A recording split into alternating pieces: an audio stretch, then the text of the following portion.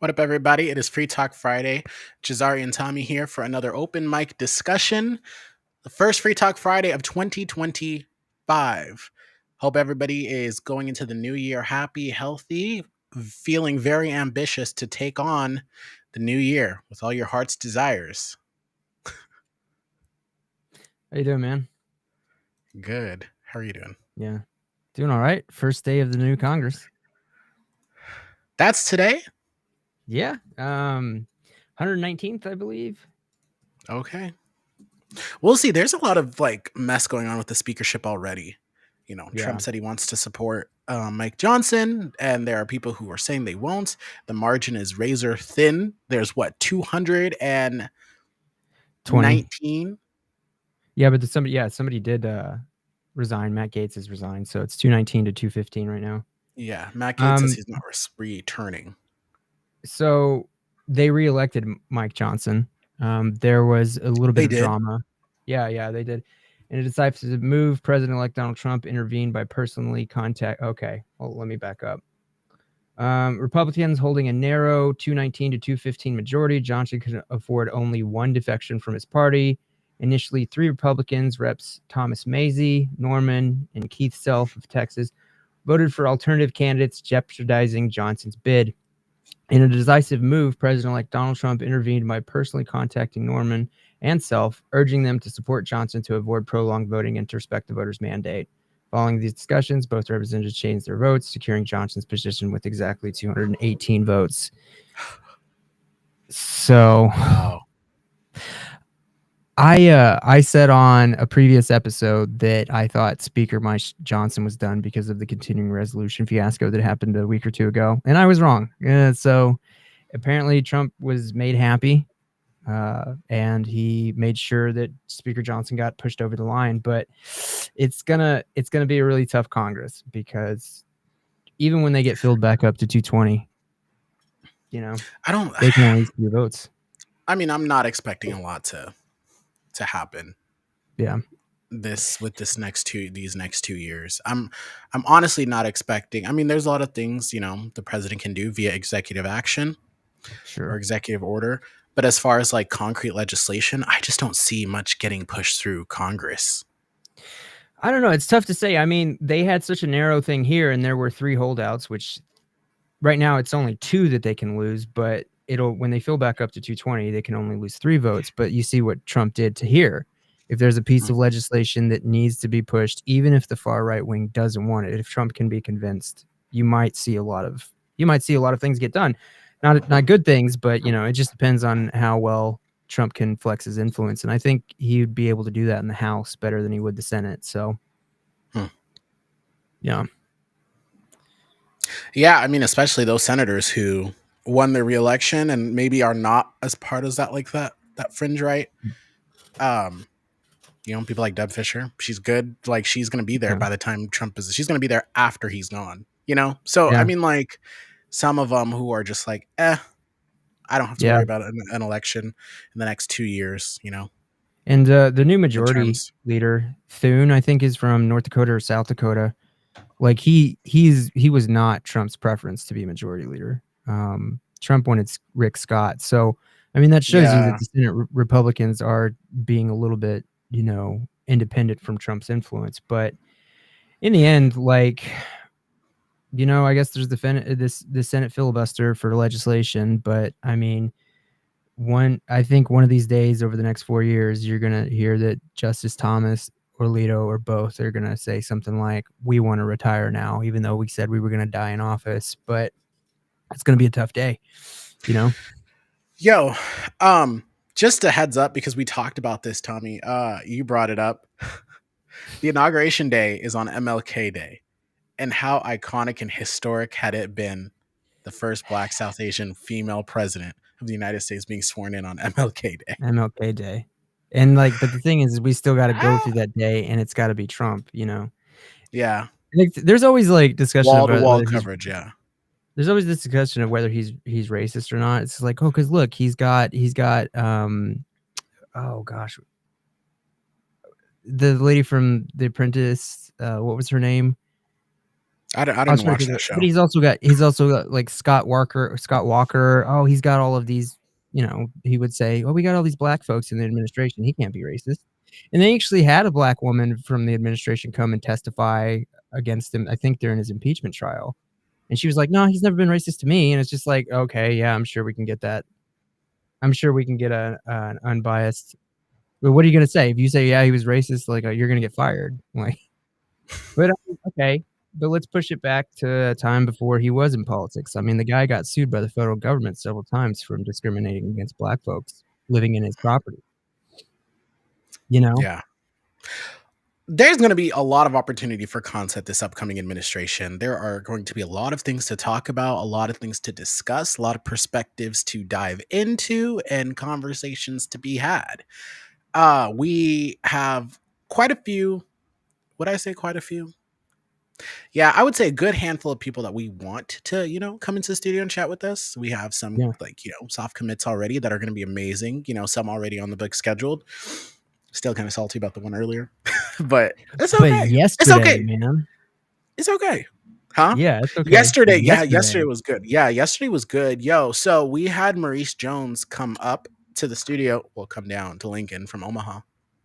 And that conversation lasted, 2 hours and 50 minutes? Pretty much 3 hours. And he was there for longer than that. Like, it took us, like 25, 30 minutes to get things up and running. And then even after that, so he was with us for a good, 3.5 hours yesterday. Yeah. And he told us a few things that we looked at each other and we were like, what? What? Yeah. No, I can't wait for the episode to drop. And I can't wait to get some clips up too, Dropping on Monday. Yeah. I mean, he's clearly done his homework. He knows North Omaha like the back of his hand. Clearly. I mean, so many issues he went through, I mean, yeah. And I brought up specific things and historical events that took place and he knew them, and talked about it and gave such enlightening perspective on so many things. Yeah. Yeah. I mean, he had me at Selma. Yeah. If you know the name Bull Connor, that's all right. I'm voting for you. If you know that specific history, man, Jesus. So yeah, everybody, make sure you subscribe to that YouTube channel because that's where it's going to drop. But if you prefer to listen, it's also going to be available everywhere that you get your podcasts. So Apple Podcasts, Spotify, YouTube Podcast, or that form. Everywhere you get your podcast. So make sure you're following along for that because you won't want to miss it. It was a great conversation. Seeing a 26-year-old throwing their hat in the ring for city council, or throwing their name in the hat for city council. Hat in the ring. Yeah. You're throwing your hat in the ring. No, I corrected myself. I said he threw his name in the hat. All right. Yeah. Anyways, have you ever heard of that? No, you throw your hat in the ring. Okay, one of us is wrong here. Now your confidence is making me go, am I wrong? Well, I've heard the phrase I threw my name in the hat for that. Yeah. Yeah. So yeah. A lot of great stuff. Yeah, I mean, y'all should check him out. Even if you don't live in District 2, watch the interview, and if you don't come away thinking this guy knows what he's talking about, then he's not wise enough to be on city council, I'd be very surprised. So I don't know. Even aside from him out. Even if you don't live in his district, some of the things that he brought up and some of the points he made, you'd be like, ooh, maybe my, city councilor should be talking about this kind of stuff, or maybe I should expect this from my representation. Yeah, for sure. I mean, we have city councils here who will say that public transportation is useless. Oh, we can't get any better. It's just going to be what it is and stuff. And it's like, yeah, you got to sit out on the corner in the middle of winter waiting 30 minutes for your bus. And he said that himself, totally man after my own heart, if you're going to bring up public transit like that. But that's yeah, I mean, even if you don't live in District 2, if there's somebody there who's going to be a champion on something as seemingly benign as public transit, he can help your city, even if you live far away from District 2. So listen to this guy. Go and listen to this guy, make up your own minds and stuff. And if you feel like he's worthy of your support, definitely do it. Those photos went crazy yesterday. I actually really like those. Yeah, that's good. Yeah. Yeah. No, I don't.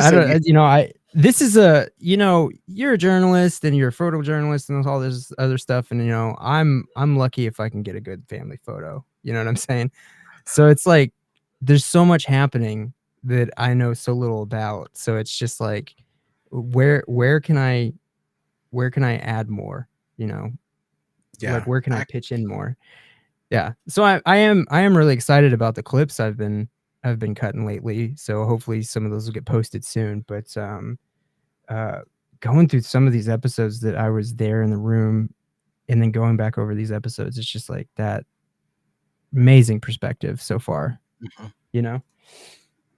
So yeah, actually, so people know who we're talking about. Yeah, Maurice Jones. The screen. Yeah, this is Maurice. So yeah, this is who came up yesterday and chatted with us. But yeah, he had a lot of good ideas and perspectives, I would say. Trying to think off the top of my head one that I thought was interesting. Oh, like his whole thing of like city contracts, getting rid of like different degree requirements for entry level city jobs, trying to invest in local businesses and entrepreneurship, which was really, really good. Yeah, kind of. Yeah, bringing small or North Omaha, like he was talking about, is historically discriminated against, cut off like economically, and we go into that, and he talks about like how we need to have economic investment back into Omaha and District 2, and it's just like we got to look at the past and see that it used to be a thriving place, and then certain actions were taken that kind of like choked them economically. Mm-hmm. So I mean, I hope he's really successful if he's elected. If the people of District 2 decide that he should be it, I do hope he's successful. He seemed a very grounded person. Mm-hmm. Knew so much. I mean, and he was willing to have some really tough conversations that, in my experience, most candidates would not have those tough conversations. You know what I'm saying? I was just blown away. Sure. I was just blown away. Same. Yeah. So very, very I can't wait till that drops. I can't wait till we get some clips out and people learn about who Maurice Jones is. I finished the one that we recorded reacting to the last two interviews, which I need to publish that tomorrow while we're doing the other recording, and then this one will drop Monday. Yeah. So yeah. It's a lot. You got a lot of workload, Yeah. I mean, you helping with the clips. Yeah, and I definitely want to see those drops. But like, how, like, just because it's Free Talk Friday and we can talk about anything. Good evening, like, Wanda. Hope you're staying nice and warm out there. I don't know. Is it snowing in Omaha right now? Go ahead. What were you gonna say? How long does it take to edit an episode? Yeah, so like an episode like Jesse's or even Maurice's, like Precious's was 2 hours. And I think Jesse's was close to 2 hours. Like, how long does that take you to put together? Maybe 5 hours. Yikes. Wow. That's crazy. Yeah. Because, I mean, think about it. So, like, you make all the cuts are made.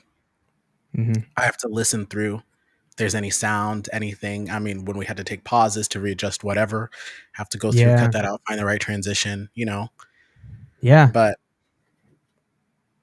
yeah, so I'm trying to speed up the workflow as far as that, AI is definitely helping, but yeah. I mean, I'm using AI for the clips, and I started out like when I first started tried editing clips, I was just using simple OpenShot. I think OpenShot or something like that. And that was just very simple cut and edit sort of thing. And I was like, this is not time efficient. So then I found a different program that uses AI and all this other stuff and generates. Imagine what it was like before using AI to make these cuts. I mean, when I was in high school back in 2008, 2009, like I used like an Apple iMovie Maker or something like that. And the difference is night and day. Yeah, for sure. Like taking a 2-hour video and getting all the clips that I think they're, definitely good for highlights with the program that I was using, it probably made that an hour and a half, which is not bad at all to get clips and that sort of thing. So, but yeah, I just wanted to get an idea of like how long it takes you to edit a full on video. I mean, it takes a while, and usually, like, some team, like, people or podcasts have like dedicated editors who handle just this specific thing, but that's kind of hard to like find, especially for like podcasts like this. So, I mean, the AI definitely takes out I would say, like, if I had an editor to do this, I would still go through and like review it. So it kind of just like defeats the purpose of like the AI part like cuts out like having to have like,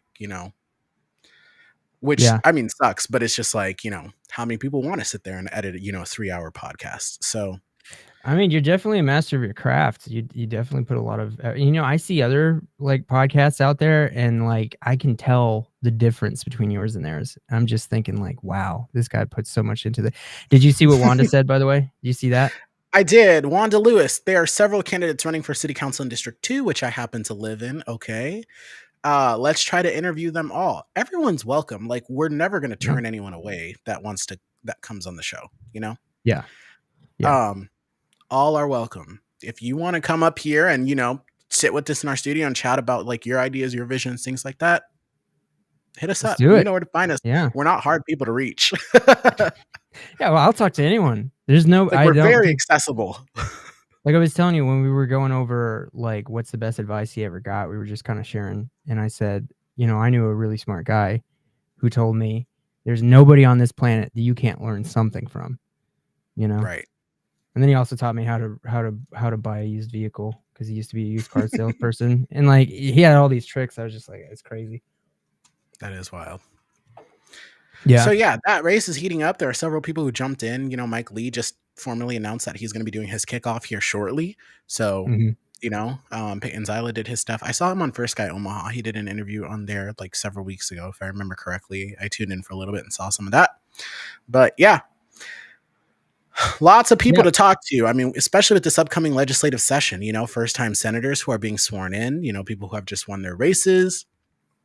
Lots of cool stuff happening. So yeah. Yeah, just one quick comment to Wanda. Like, definitely, that's going to be a great. You want to adjust your headspace? Yeah, hold on. Ever the perfectionist. Does that sound good? You like to see my Chrome Dome? Thanks for all you do. Thank you so much for tuning in, Wanda. We do appreciate you. Yeah. So, yeah, Wanda. Like, I think you're going to have a lot of good candidates to choose from. So, definitely look at them, and also encourage anybody else who in District 2. Anyone else who lives in District 2, encourage them to vote. These city elections are very sleepy ones. I think we're kind of exhausted. After every cycle, midterm, presidential election, that's when Lincoln and Omaha have their elections. And so the turnout rate is actually quite small for both cities. But District 2, Maurice was telling us it's like 20% is a good year, and it's that's insane. Your city council has a bigger impact on your life than Congress does. And I know Congress and the Senate and the president get all the fanfare, and it's like watching the Super Bowl, but your city council is the one that has the biggest impact on your life. And if there's a 20% turnout, like you really need to be able to make your voice heard there, because that's where the biggest change happens. I know it doesn't seem like that, but definitely encourage all your friends to look at this race. You're gonna have some good people to choose from. So a lot of good young people to choose from. Yeah, I was really excited about that. I mean, he had a lot of life experience.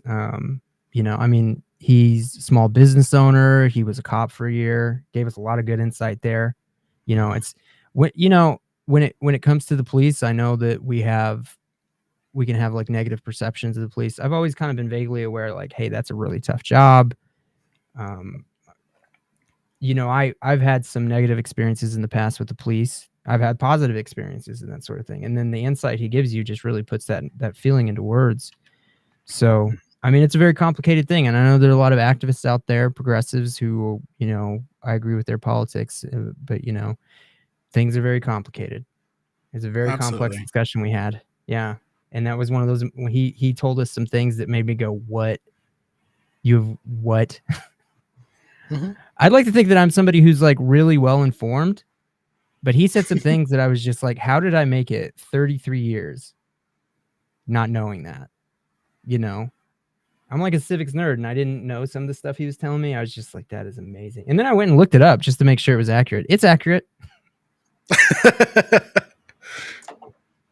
I'll let the episode speak for itself. We won't go too much into it and reveal too much. But there was an episode where you and I both looked at each other with like wide eyes, like what? Yeah. So, and that's the thing. Like we don't know everything. You know, we don't know all perspectives that are out there. We don't know everyone's experiences that are out there.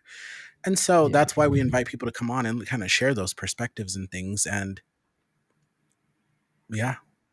I'm definitely, I try to be informed. I'm definitely not an expert though, and I am really there to learn. Like I'm not there to preach what I think. I just really want to know. And he knew a lot. He knew a lot about the history of District 2, and we talked about redlining and debanking and all these other historical injustices and stuff like that. And I mean, if people are willing to have those tough conversations and really like take them head on, I think that that's the first step. Being able to acknowledge what happened in the past so that we can move forward. So yeah, Anthony Rogers, right? I think one thing that would be constructive or be instructive, would be a basic breakdown on what city council members can and cannot do. This will help the people who discern actual platforms versus empty platitudes. Yeah, I agree. I mean, I also think there are some things that, you can find, I don't want to say workarounds or loopholes, but, people might think that, oh, you can't actually do this as a city councilor, but if you follow this ordinance or there may be these rules that kind of bypass this, like finding workarounds to solutions that other people might just give up on. So yeah. I mean, they could impose a lot of taxes. I mean, they can repeal or pass ordinances. I mean, a lot of budgetary control. I mean, you think your federal taxes are a lot, your city taxes could go up by quite a bit. And then I know it might roads can be very controversial, infrastructure spending. He was telling us that Omaha's got money, yeah, and they need to use it in certain areas. So, and like you were saying earlier, coming off a heated presidential election, and which they're all just going to be like that. People do get burned out. But then that's maybe an opportunity to come in and be like, look, like, this community was really worried about this and figured maybe that could be fixed at the presidential level, but this is actually what could happen at the local level. This is what we could actually do in our city hall and not have to worry about, federal politics to like fix said issue for us within our community. There are ways to like alleviate, the issues your community is facing at the local level, which has the most direct impact on you. But obviously we get drowned out because, like you said, it's like a Super Bowl at the top and, everybody's focused on that. Imagine living in a place like Pennsylvania, nonstop ads, like the swing states, nonstop ads, Wisconsin, where it's like literally like almost 50-50 voting every time. Crazy. Yeah. So yeah. Speaking of roads and things, go ahead. Go ahead. No, go ahead. Speaking of roads and things, did you see that? So my friend Abiola posted that photo when there was that cold freeze. Did we talk about that on the show? No, I don't think we did. He was sitting on a plane and Mayor Stothert was behind him and he took a photo of him. And this was a couple of years ago. But when that cold freeze happened, he posted it. He said, me and Gene are currently on our way to someplace warm. # not our problem. So, and my friend in Vegas, who's also a reporter, he's like, I don't think this is funny because like people actually believe that. People actually believe she was on her way out. And I'm just like, this is where having an effective media team comes in play. Okay. This is what I would have done. Immediately respond to it. Don't ignore it and wait to be contacted by, KETV or the local news. Immediately respond. Take a video out there on them streets next to those trucks. Ha, you are so funny. I remember taking that photo with you, 3 years ago when we were on our way here and there. But yeah, you're a funny guy. We see you come across social media and blah, blah, blah. But yeah, I love the conversation I had with you 3 years ago on the plane in the summertime. But yeah, we are out here, as you can see, show your phone. This is currently the date and we're out here. This is the situation. Trucks are, because if you don't, this is what they taught us like day one in journalism school, because we had to take like this journalism 101 like PR, whatever. If you don't control a crisis, somebody's going to control it for you. Yeah. Or if you don't take hold of the narrative. I thought that's what you were going to say. Yeah. For real. So that's what I would have done. Instantly would have stopped it. I mean, politicians really need to get savvy when it comes to social media and kind of the modern stuff. So it's like, hey, if you're out there, these long form interviews are pretty good. You know, I mean, not even them. It's their team. You know, like because usually they hire people to handle this stuff. Yeah, for sure. You know, it reminds me of the city council race here when Lyrian was running for re-election, and there was like, you know, Susan Geis, who was running against her, had like a ton of money put into ads, you know, coming from the Pede family and Pete Ricketts. And one of the ads that kept playing was like, she doesn't even live here. She lives in some town between here and Omaha. That's where she spends all her time. She doesn't even live here. Yeah, and she has a mansion in Ashland. Yeah. Lyrian's team, their best response was just putting her on TV. If I recall correctly, maybe I don't, but their best response was, I live here. Like, that's not true. I live here. And what I thought, and I was just daydreaming, what I thought would have been better is if like the scene opens, you see somebody sitting on their porch watching one of these ads, right? Maybe a parody of these ads about how she doesn't live there. And he goes, huh? And he looks up and he sees Lyrian sitting across his house because they live in the same neighborhood, you know? And he's just like, and then Lyrian's just like, hi, hey, Bob. Oh, yeah. I thought that would have been good. I thought that would have been good. Instead of just having her out there just like, get creative, have fun too, you know? Yeah. You know, because it's like politicians, they're just like us. You know, those kind of. Hello, person. I'm just like you. Netflix. I want to read it. Let me read these comments really quick. So Wanda Lewis did say there are some districts where council members are incumbents and will be running without opposition. However, in District 2, which is the most impoverished, has the most candidates. Good for them. That's wild. Yeah. I mean, and that a lot of people see an issue that they feel like they need to step up and be a part of the solution for, you know? So yeah. Anthony Rogers, right? People definitely need to know that Omaha doesn't even dedicate a full percentage of its annual budget to city planning, which is beyond myopic given the climate crisis, population growth, etc. Hoping to hear how all candidates will plan to address this among other salient issues. And if I remember correctly, we did touch on this. Did we talk about city planning?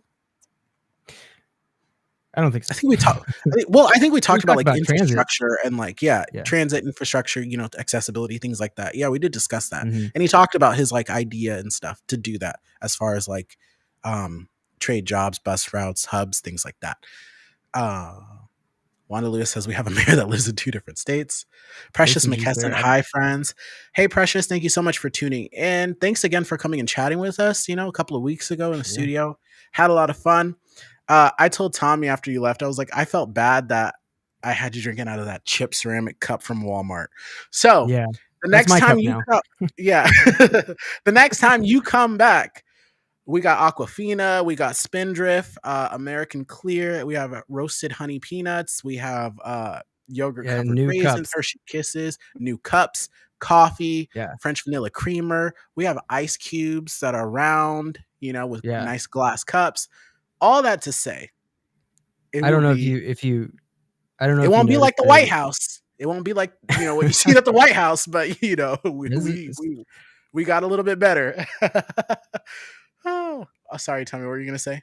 I was saying, like, I don't know if you could tell, but today when I was on the search for buying some recording signs, I was actually pretty excited about those. So we got 2 recording signs coming our way to let people know that we're on air and to be quiet. No, I mean, I'm actually in the middle of editing Precious's episode down to certain clips. And like, I know that social media likes to have clips at 3 minutes or less, but there was just so much in that episode. And like, there was one clip that I'm like, I cannot get this clip any shorter than 20 minutes. It's such a good clip. There's so much good context. There's no way I can chop this up and lose all that context. Like, seriously, it's like 19 minutes of scintillating like discussion, like a side of like a legislative race you'd never get to hear about, you know? Yeah, so, good stuff. I'm really excited to see some of those clips drop. They're gonna be a little more digestible, but I was editing 2 other episodes and I could see, oh yeah, 3-minute clip here, a minute minute and a half clip here, like that totally works. I was doing Mhm. Precious's episode today and I was just like, there's so much here. I just can't cut. Like, you know? I'm telling Yeah. you, it's hard. Yeah. She said, Yeah. "I'm not fancy, water's water." I appreciate y'all so much. I had a great time. We had a lot of fun too. And also just to let people know that like all the live streams and episodes we do, there are audio versions, like I said earlier, wherever you get your podcast. So if like like to work out and listen to podcasts, if you're at work and you can listen to podcasts, you're doing things around your house, whatever the case may be, there are ways to kind of tune in and make sure that you are up to date on the information and all that good stuff through our interviews and live streams, just audio only. So yeah. Yeah. Very insightful episode. And I can't wait for the clips to drop soon. Mm-hmm. Yeah. I mean, I've been acquainted with Precious for maybe a little over 2 years now, and I felt like I never learned more about her than that like 2-hour conversation. It's crazy. For You sure. could be around people. You can be around people for so often and just never know who they are for real. You know what I mean? Yeah. She said I had Yeah. people calling me saying that's the best interview I've ever done. It shows you're Pretty human, cool. humanizes people, lets people Happy know New that. Year. Yeah. Sorry, reading the chat. Oh, Blake, Happy New Year. I saw the photos with you and Hunter.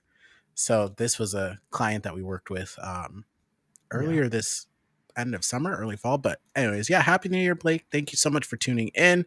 2025 is going to be such a lit year. That's one way of putting it. Best year ever.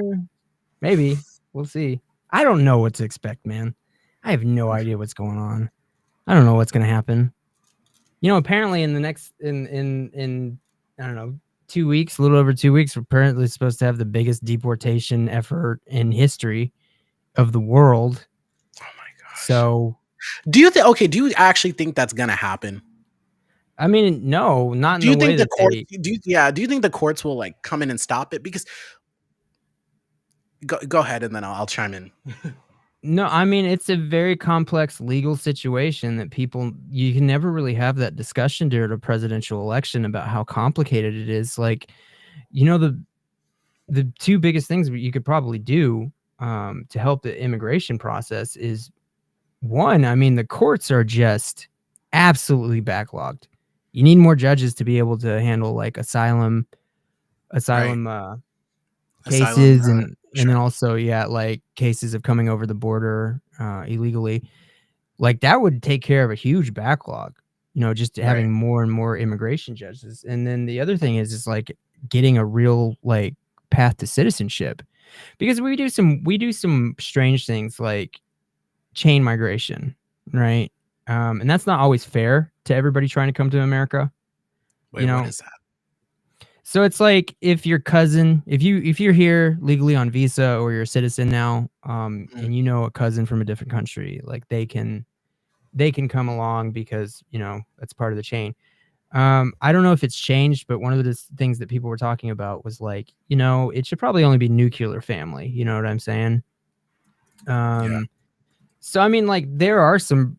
I just believe the reason why we don't talk about immigration more in depth is because it's just convenient to be a political football, And that's sad. Like you just saw that New Orleans attack, like immediately all the conservative politicians jumped on and said, this is Joe Biden's open borders. And it's like, that guy's from Texas, and he's a veteran. And that's really sad because we can have a deeper discussion of just like, American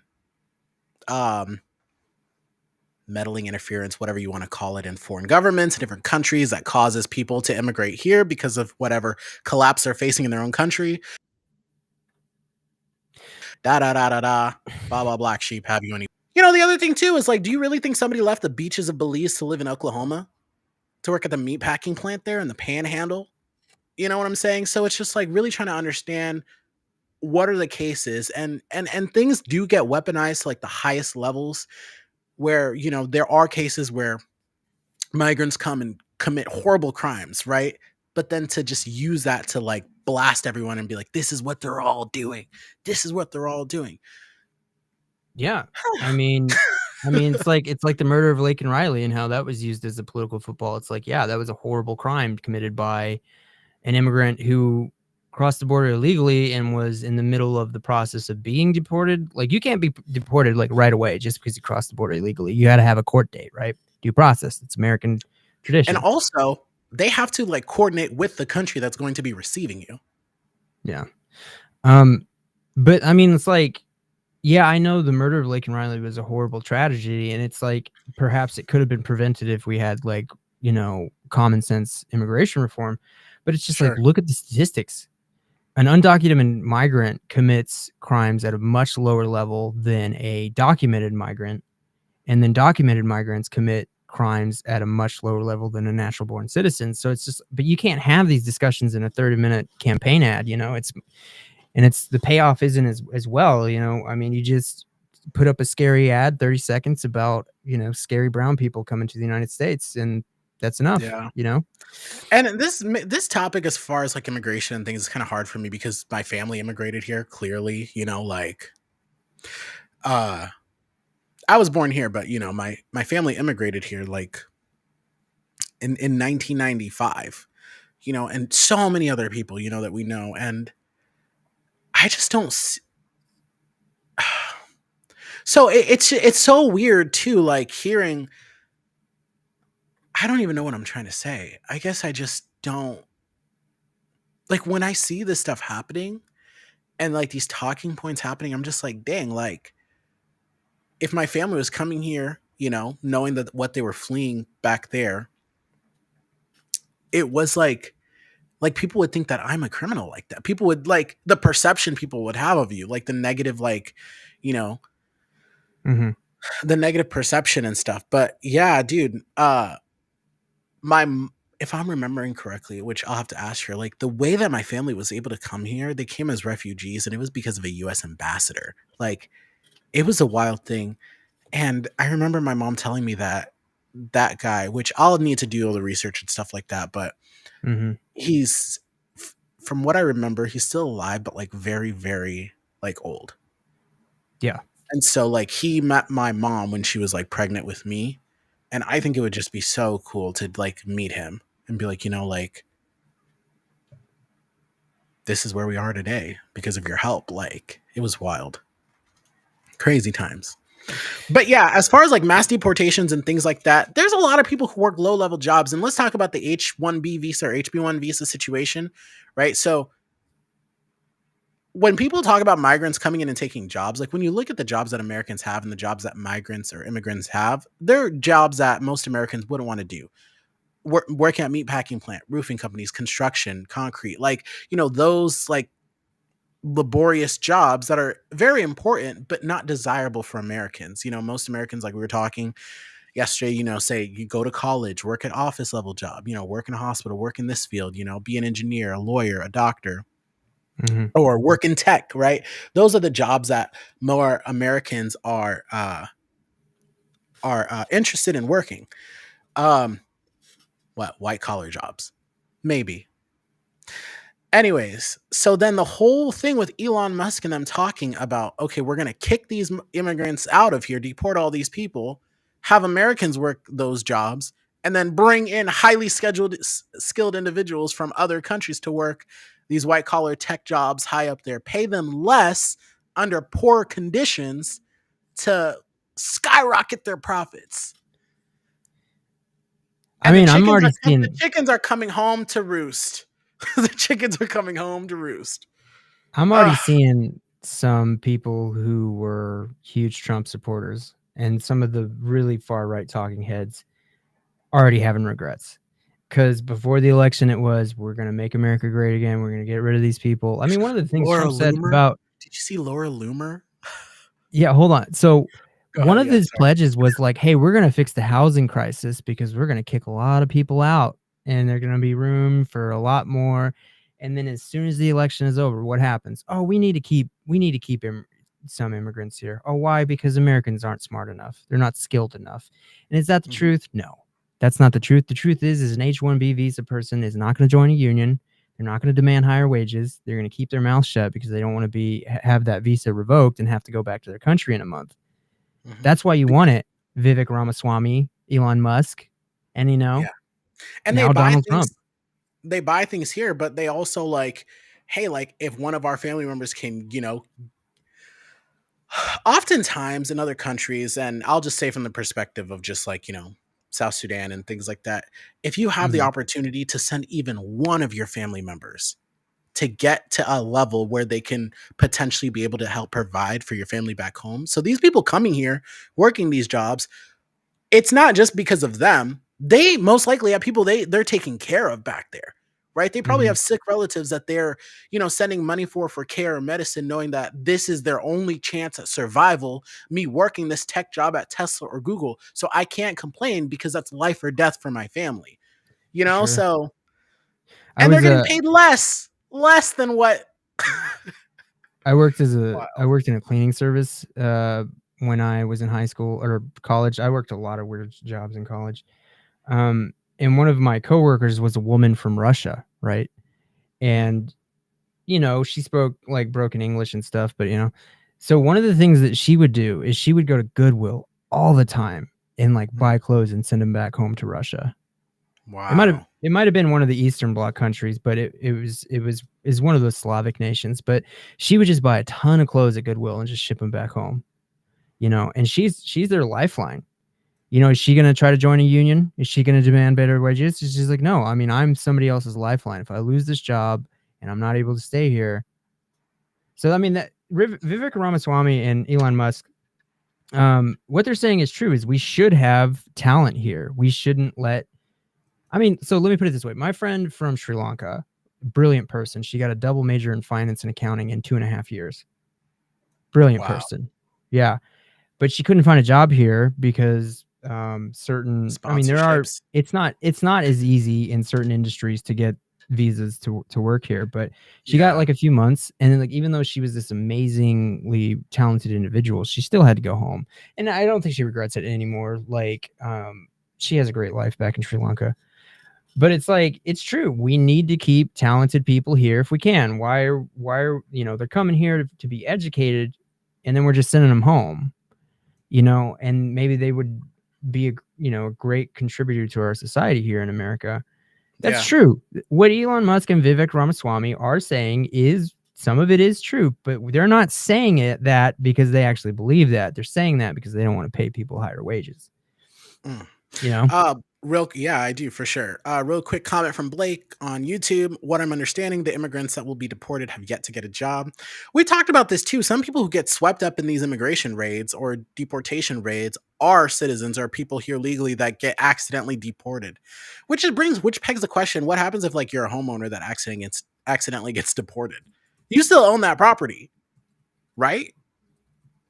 Yeah, I mean, like we did a clip on 60 Minutes where they were saying like, I've been here for so long, my children are American citizens, but my parents aren't, and my parents are sickly and old. If they get deported, I have to go back home. And this individual was also undocumented, but she bought her home. I mean, let's take a little bit of responsibility here. We have a lot of businesses here that love undocumented labor. There are some shady businesses that will even give them, like, help them like get a social security number that does not belong to them because they love it. And that's how a lot of them pay taxes, is because businesses love them so much that they're willing to break the law.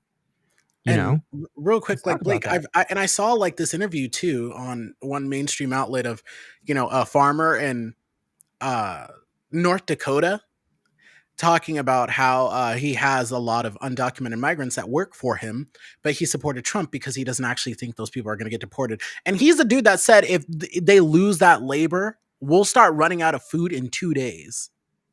2 days, like we're going to start feeling the immediate supply chain issues of, tomatoes at the grocery store. I just looked it up. It's not people who don't have jobs that are going to be. It's anybody who's undocumented. And like, hey man, we are a nation of laws. If you do cross the border illegally, I mean, you got to do it the right way. And then I have family members who did it the right way, quote unquote, the right way. It's very hard.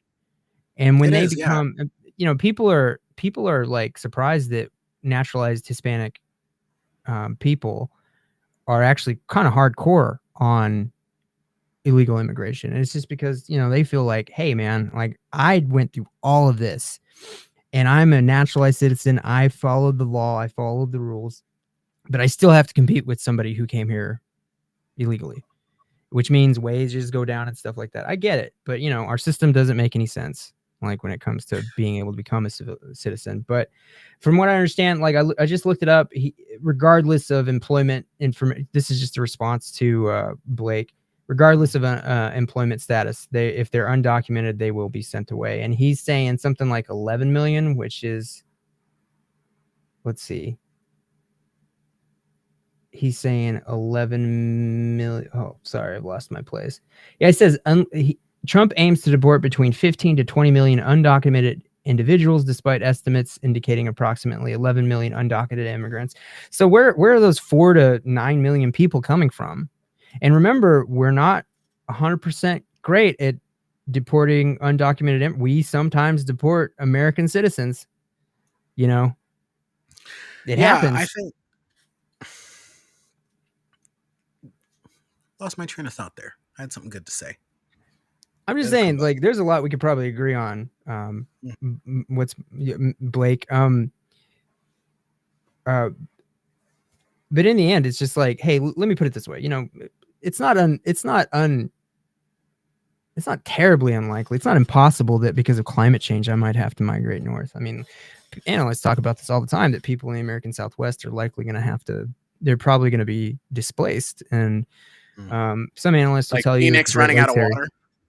Yeah, there's so many communities down there running out of water, and it's ridiculous that they still have stuff like golf courses there in Phoenix. It's just like, you got some communities that don't have any water. You have cities in the American Southwest that have banned owning a lawn because they don't want you to waste water. There's a point to this, by the way. So let's say like one day, like sometime between 2050, we're not going to be able to grow wheat anymore in Nebraska, right?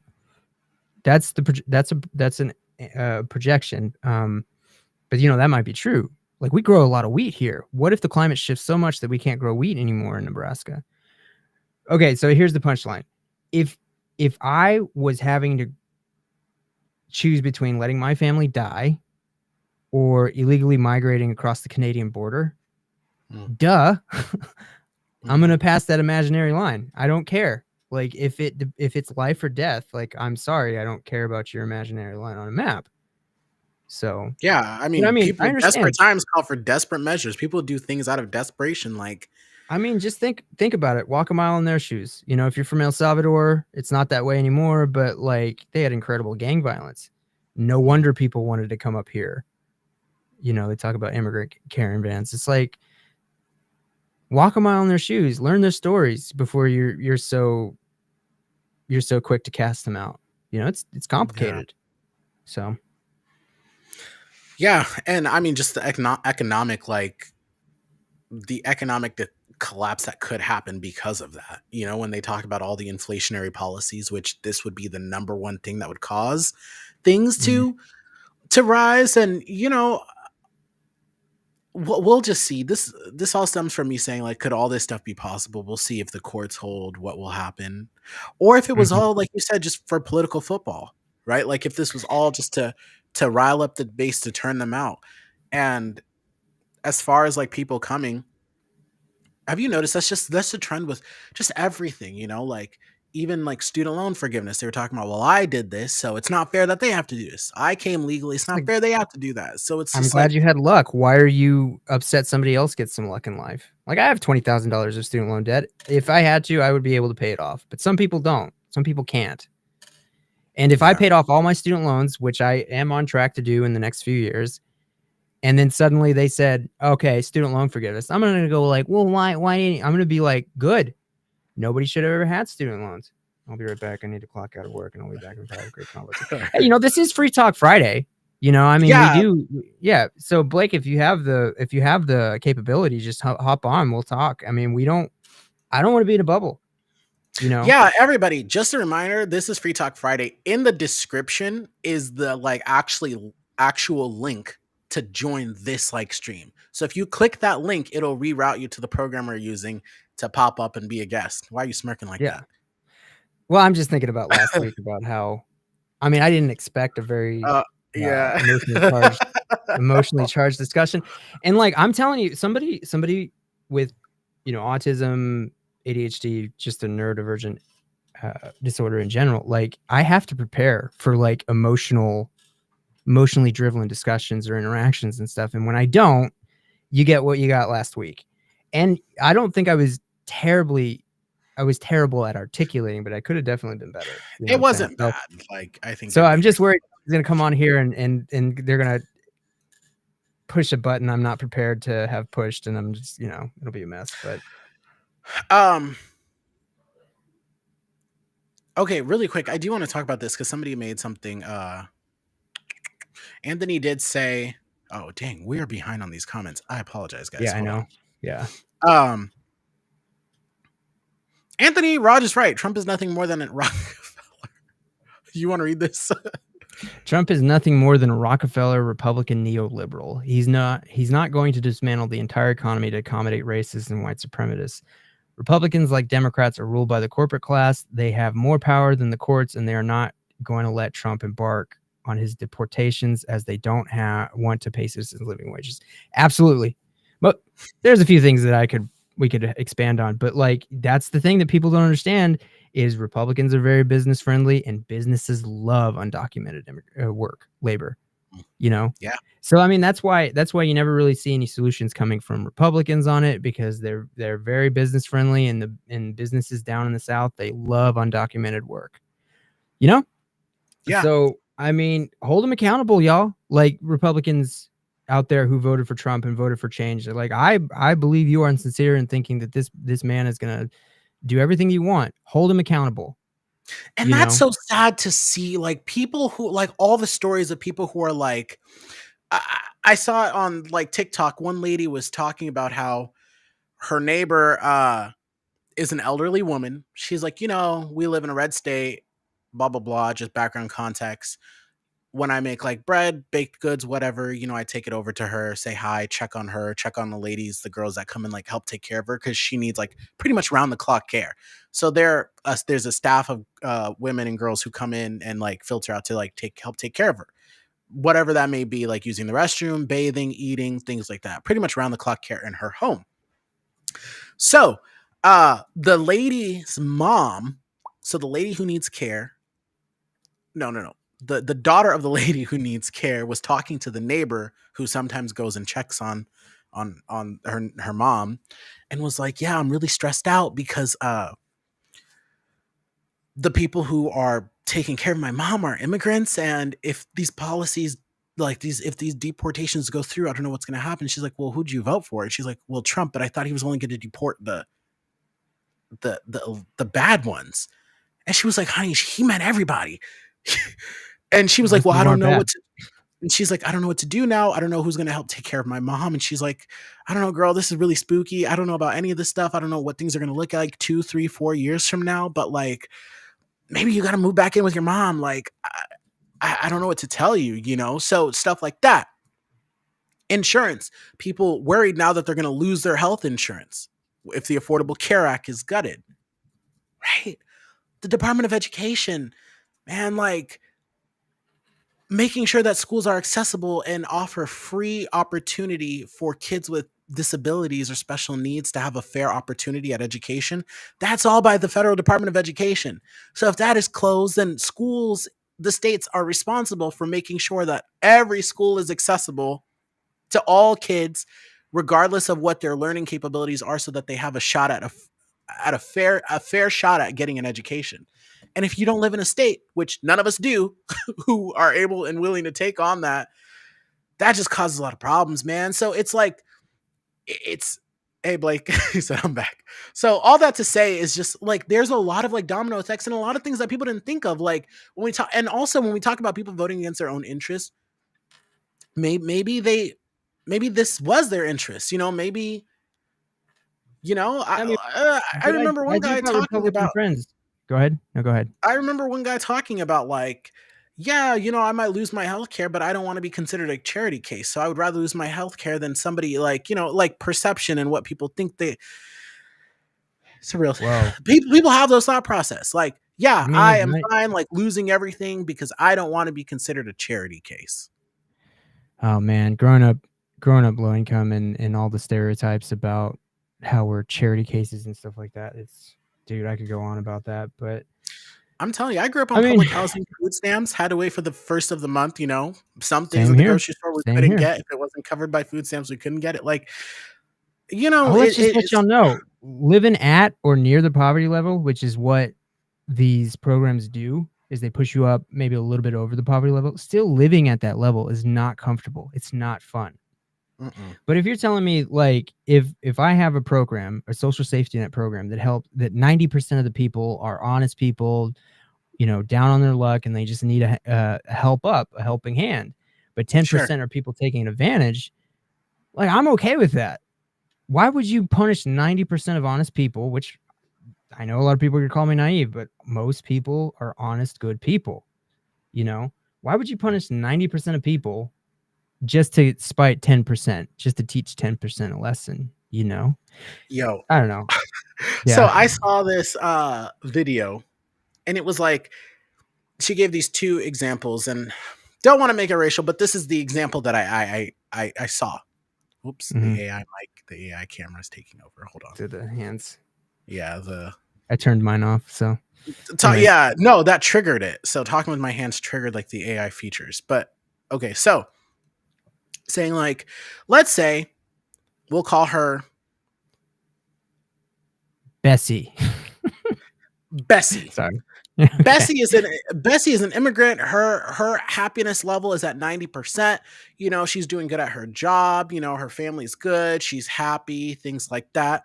And then let's say Jim's okay. Happiness level is at a 60%. You know, he's okay at work, could do better, wants a promotion, wants to make more money, right? Knowing that putting so-and-so in office to do all of this stuff that would negatively affect Bessie's family, healthcare structure, everything will take her happiness level from a 80, or what did I say, 90? From a 90 to a 40, and it would negatively affect Jim from a 60 to a 50 because he wants to have her in her happiness level in a deficit from her. He's willing to do that just to spite other people. So huge convoluted way of like putting in an example of what you were saying, which I don't even know if that was conducive to the conversation, but whatever. No, totally. And you got what I'm saying. I'm asking you, like, all right, Trump Republicans. I shouldn't even call them Trump Republicans. I honestly feel like calling them MAGA Republicans or Trump Republicans is a mistake we made. But anyways, I honestly and sincerely hope y'all are right. Dude, if he could pass paid sick leave, if he could make, you know, healthcare actually accessible, I'll go get a MAGA hat right now, or whenever that happens.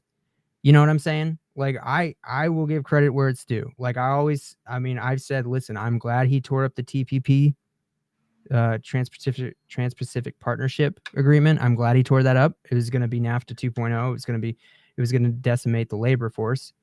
I'm happy he got us started out of Afghanistan. Did he have a great plan? No. Did he do troop drawdowns too quickly to give us any kind of bargaining power? Yeah, I mean, it was too quick.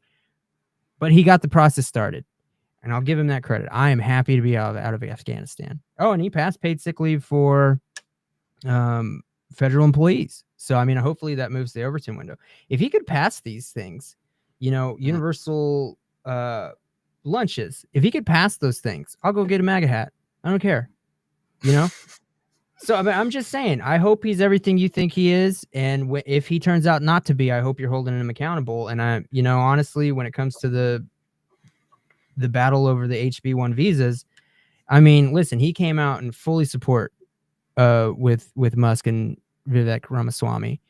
And it looks like, and you know, the internet is a hard place to actually get a beat on what's going on in real life, but it looks like his base did not like that. But hey, man, I mean, he's already, keep him in line. Tell him what you want. You know, if it's a policy that benefits Americans, I don't care. I'll support it, you know?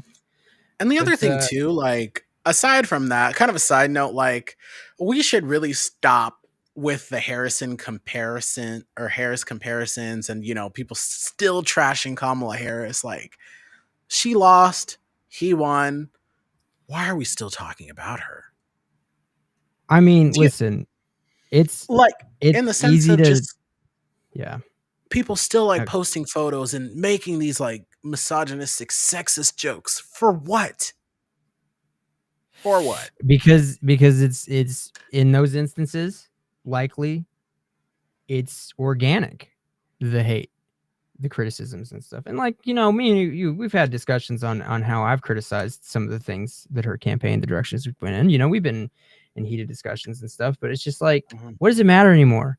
Do you really got to go out of your way to be sexist or racist or overly critical? You won. And you know what she's going to do? You know what she's going to do? Is she going to throw a fit about it? No. In a few days, she is going to preside over a joint session of Congress to certify the election. And she's going to do it with dignity. And it's like, do you think that like Trump would do that if he was in that position? I mean, he already didn't. Yeah. Leave her alone. Let it go. You won, take your W, and now get the work done. Get to work. Every time my candidate wins, I'm happy for a night and then I take a big gulp. And I've said that for years. It's like, if he doesn't act right, if this candidate doesn't deliver, it's not going to be good. And I'll give him credit all day. But one of the things that President Biden ran on in 2020 a lot was, finally passing the public option, which I think it's way better than what we have now. And he campaigned on it and he campaigned on it and he campaigned on it and he won, and he never said anything about the public option again. Never. And it's just, that's the gulp moment. He ran on this very popular thing, this progressive thing. And as soon as he won, he shut up about it, Yeah. Let me read Blake's comment really quick. He said, because Trump got the same hate now. So now supporters finally feel. That's what I hear from some of the Trump trolls. Maybe. And go ahead. Sorry. Yeah, no, I was going to say like that could be a thing too. And the other thing is that like, you go ahead. Let me gather my thoughts. Well, Blake, you might be right. Like, that's always the hardest thing about this in this age of social media. It's like, what is actually happening? What do people actually think? I mean, I totally get when my conservative friends think that there's this dystopian nightmare coming from far left activists and stuff like that. And I just have to wonder, are they getting that from real life, or are they getting that from the internet? Like, I don't know if the hate that's keep going, how much does that translate in real life? I don't know, man. It's like, as long as you can look at it and say that's wrong, like, all right, Yeah. So like, the thing is that I think that, see, I don't see it. I feel like I've always seen this rhetoric. I've seen Trump at his campaign rallies talk about, back in my day, they would take him behind the scenes, calling people scum, calling Harris a shit vice president. I mean, like, saying all of like this vitriolic stuff at all of these rallies day in, day out for the last like 8 years. So it's like, when the Democrats started like, fighting fire with fire, it's kind of just like, I don't like the taste of that medicine, like that's, yeah. So it's kind of you mentioned the word vitriol, and that kind of reminded me that we do have some clips we can share. Jesse did talk about like what it was like in the past. If you want to share a clip, cool. If not, I don't have anything queued up. If you already do, go ahead. No, I do. So yeah, go ahead. So you asked this. So let me see if I can get it on here. I was going to say, while you do that, I'm going to read Anthony's comment. We're still talking about her because she chose genocide and neoliberalism over the presidency. We must not reduce principled criticism of Harris's failed campaign to racism and sexism. The binary of Democrats equals good and Republicans equal bad is rooted in a toxic indoctrination engendered and maintained by corporate media and elitist think tanks. Well, I will tell you, we are not an elitist think tank, but we are independent new media. Yeah. So the thing too about like saying she chose genocide and neoliberalism, I mean, I will say she's the only one that talked about a 2-state solution and a permanent ceasefire and releasing hostages. I mean, there's some talking points you can't get around. And like I said before, you know, when you're dealing with national affairs like this, there are some things like I don't really have like a take on that issue, like, but I will say that there are bigger like things. I don't want to say. See, I don't even know how to like articulate this. I mean, Yeah. there are escalations that could have happened, right? A hot war with Iran. Like, there's a lot of like other things that could have happened, and you know, maybe if she would have came out the gate saying the things that people wanted her to say, that could have escalated things in that region. But it's like I think she tried her maybe could have tried better to signal to, you know, supporters of Palestine and ending, you know, all of that. Mm-hmm. That listen, like I got you, I understand, I hear you, I see you, but like you know what I mean? Like there are ways to be politically correct. She couldn't just like come out and yeah, I mean, I can get to that in a minute. She can't be like everybody else on the internet, right? She can't get on and like spew all this stuff like us. But yeah, I mean, I you don't know know. how I feel about it. I'm trying to show a clip, but I don't know how to. I mean, I know how to share an image. I just don't know how to share a video. It looks like I have to upload it, but if I screen share, it'll be a pretty poor quality. Do you feel like that's okay though? I mean, you can upload it. I am trying to upload it. Okay. Yeah. Well, while we're waiting for that, I'll just keep going. He responded. I do want to respond. Go ahead. Go ahead. Well, I was going to read the next comment, but if you want to respond to what I just said, maybe I didn't articulate it the best. You know, I don't know what I don't know how, but I'm not. No, he's right. He's right. Give me a break on the 2-state solution. No, I mean, honestly, like there's such a power dynamic there. I mean, there's a power dynamic in Israel, Palestine, Judea, whatever you want to call it. And then also there's a huge power dynamic in Congress and elections with, you know, like I'm just going to call them the Israel lobby. I don't really know what you want to call it. Whatever proposed 2-state solutions that have happened in the entire history of this conflict have always been asymmetrically disfavorable to Palestinians. Like the first one that happened was like in the 1940s or something like that. It was a proposal to give, so it was basically going to be giving like 45% of the land to Palestinians and then 55% of the land to Israelis. And I want to say that Israelis were only like 10% of the population. It was a huge disproportionate amount. And then it's like, okay, well, 55%, maybe it's not so bad, even though there's a disproportionate population, but even the land quality was terrible. You know, any 2-state solution that has been proposed since the beginning of Israel now has just not been favorable to Palestinians at all. Okay, and I'm not going to say, go ahead. No, you go ahead. Sorry, I interjected. Well, I'm just gonna say that, like, all right. I mean, it's true. Harris was not perfect on Gaza. I know she probably didn't give you what you wanted to hear. And yeah, Dane, I see that the I'm talking thing. I get it. That was a very cringe moment. Yeah, that was. She must have had a discussion with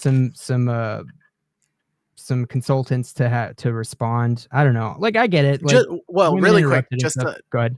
Just a really quick part of that. Like the next time that happened and they were protesting a different rally, she kind of like took a step back. And somebody was like, damn, like if any other time would have been perfect, hit him with the I see you and I hear you instead of I'm talking. That could have been dude, Ayanna Pressley had a really great during the 2020 election. But anyways, to get back to it. Yeah, she consulted somebody to come up with a better line or something like that. And consultants in many instances were probably the problem, but I if I remember correctly, that was an okay one. But yeah, to get back to it, like any proposals for a 2-state solution are just terrible. But I mean, so I've had to divorce my emotionals. Oh, hold on. I've had to divorce my emotions when it comes to cronyism in politics in general, right? I've had to come to accept the fact that politicians, they are governed by certain incentives, right? When you look at Jamal Bowman or Cori Bush, people who were not afraid to speak to power, what happened to them? A ton of money came from AIPAC and they got primaried and they're gone. Now, lost the power. I think this is actually the first time AIPAC has directly spent money, and they're probably going to do that a lot more in the future. But it's like Plata o Pluma, you know, it's like you take this silver, you get the lead, man.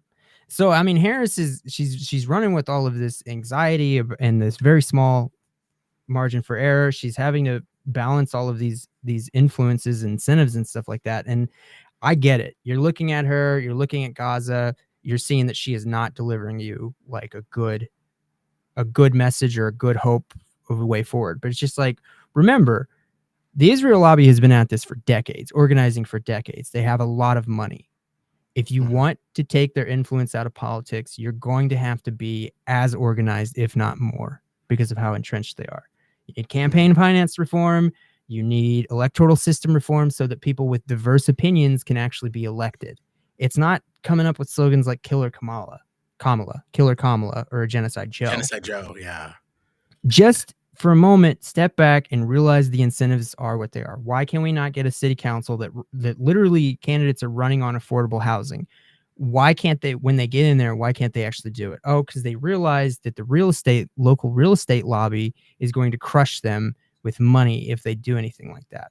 And you can try your best to try to get them to change their behavior by doing moral platitudes and all other stuff. But what would be better is publicly financed elections. I know that's not as sexy, but there you go. But I mean, yeah, to wrap it all up, like I get it. Like, it is a horrifying desolation, horrific conflict over there, and it's all one-sided. And I know that I can't just go to you and say, hey, it's terrible over there, but it could be worse. Like, even if it's true, that's just not going to sell. I get it.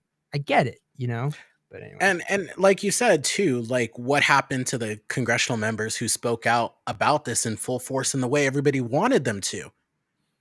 They lost the influence that they had. Now they're on the outside. Like, what can they do now? They got forced out of their seat. Cori Bush, Jamal Bowman, very, very popular. The worst part. You know what the worst part is? What? People are going to look at that and go, well, I better keep my fucking mouth. I better keep my mouth shut. Yeah. So that's what I was trying to like articulate earlier. It's just like they lost the power to walk through the halls of Congress and actually have these conversations with the people in power. Like, they're on the outside now. So what are they going to do now?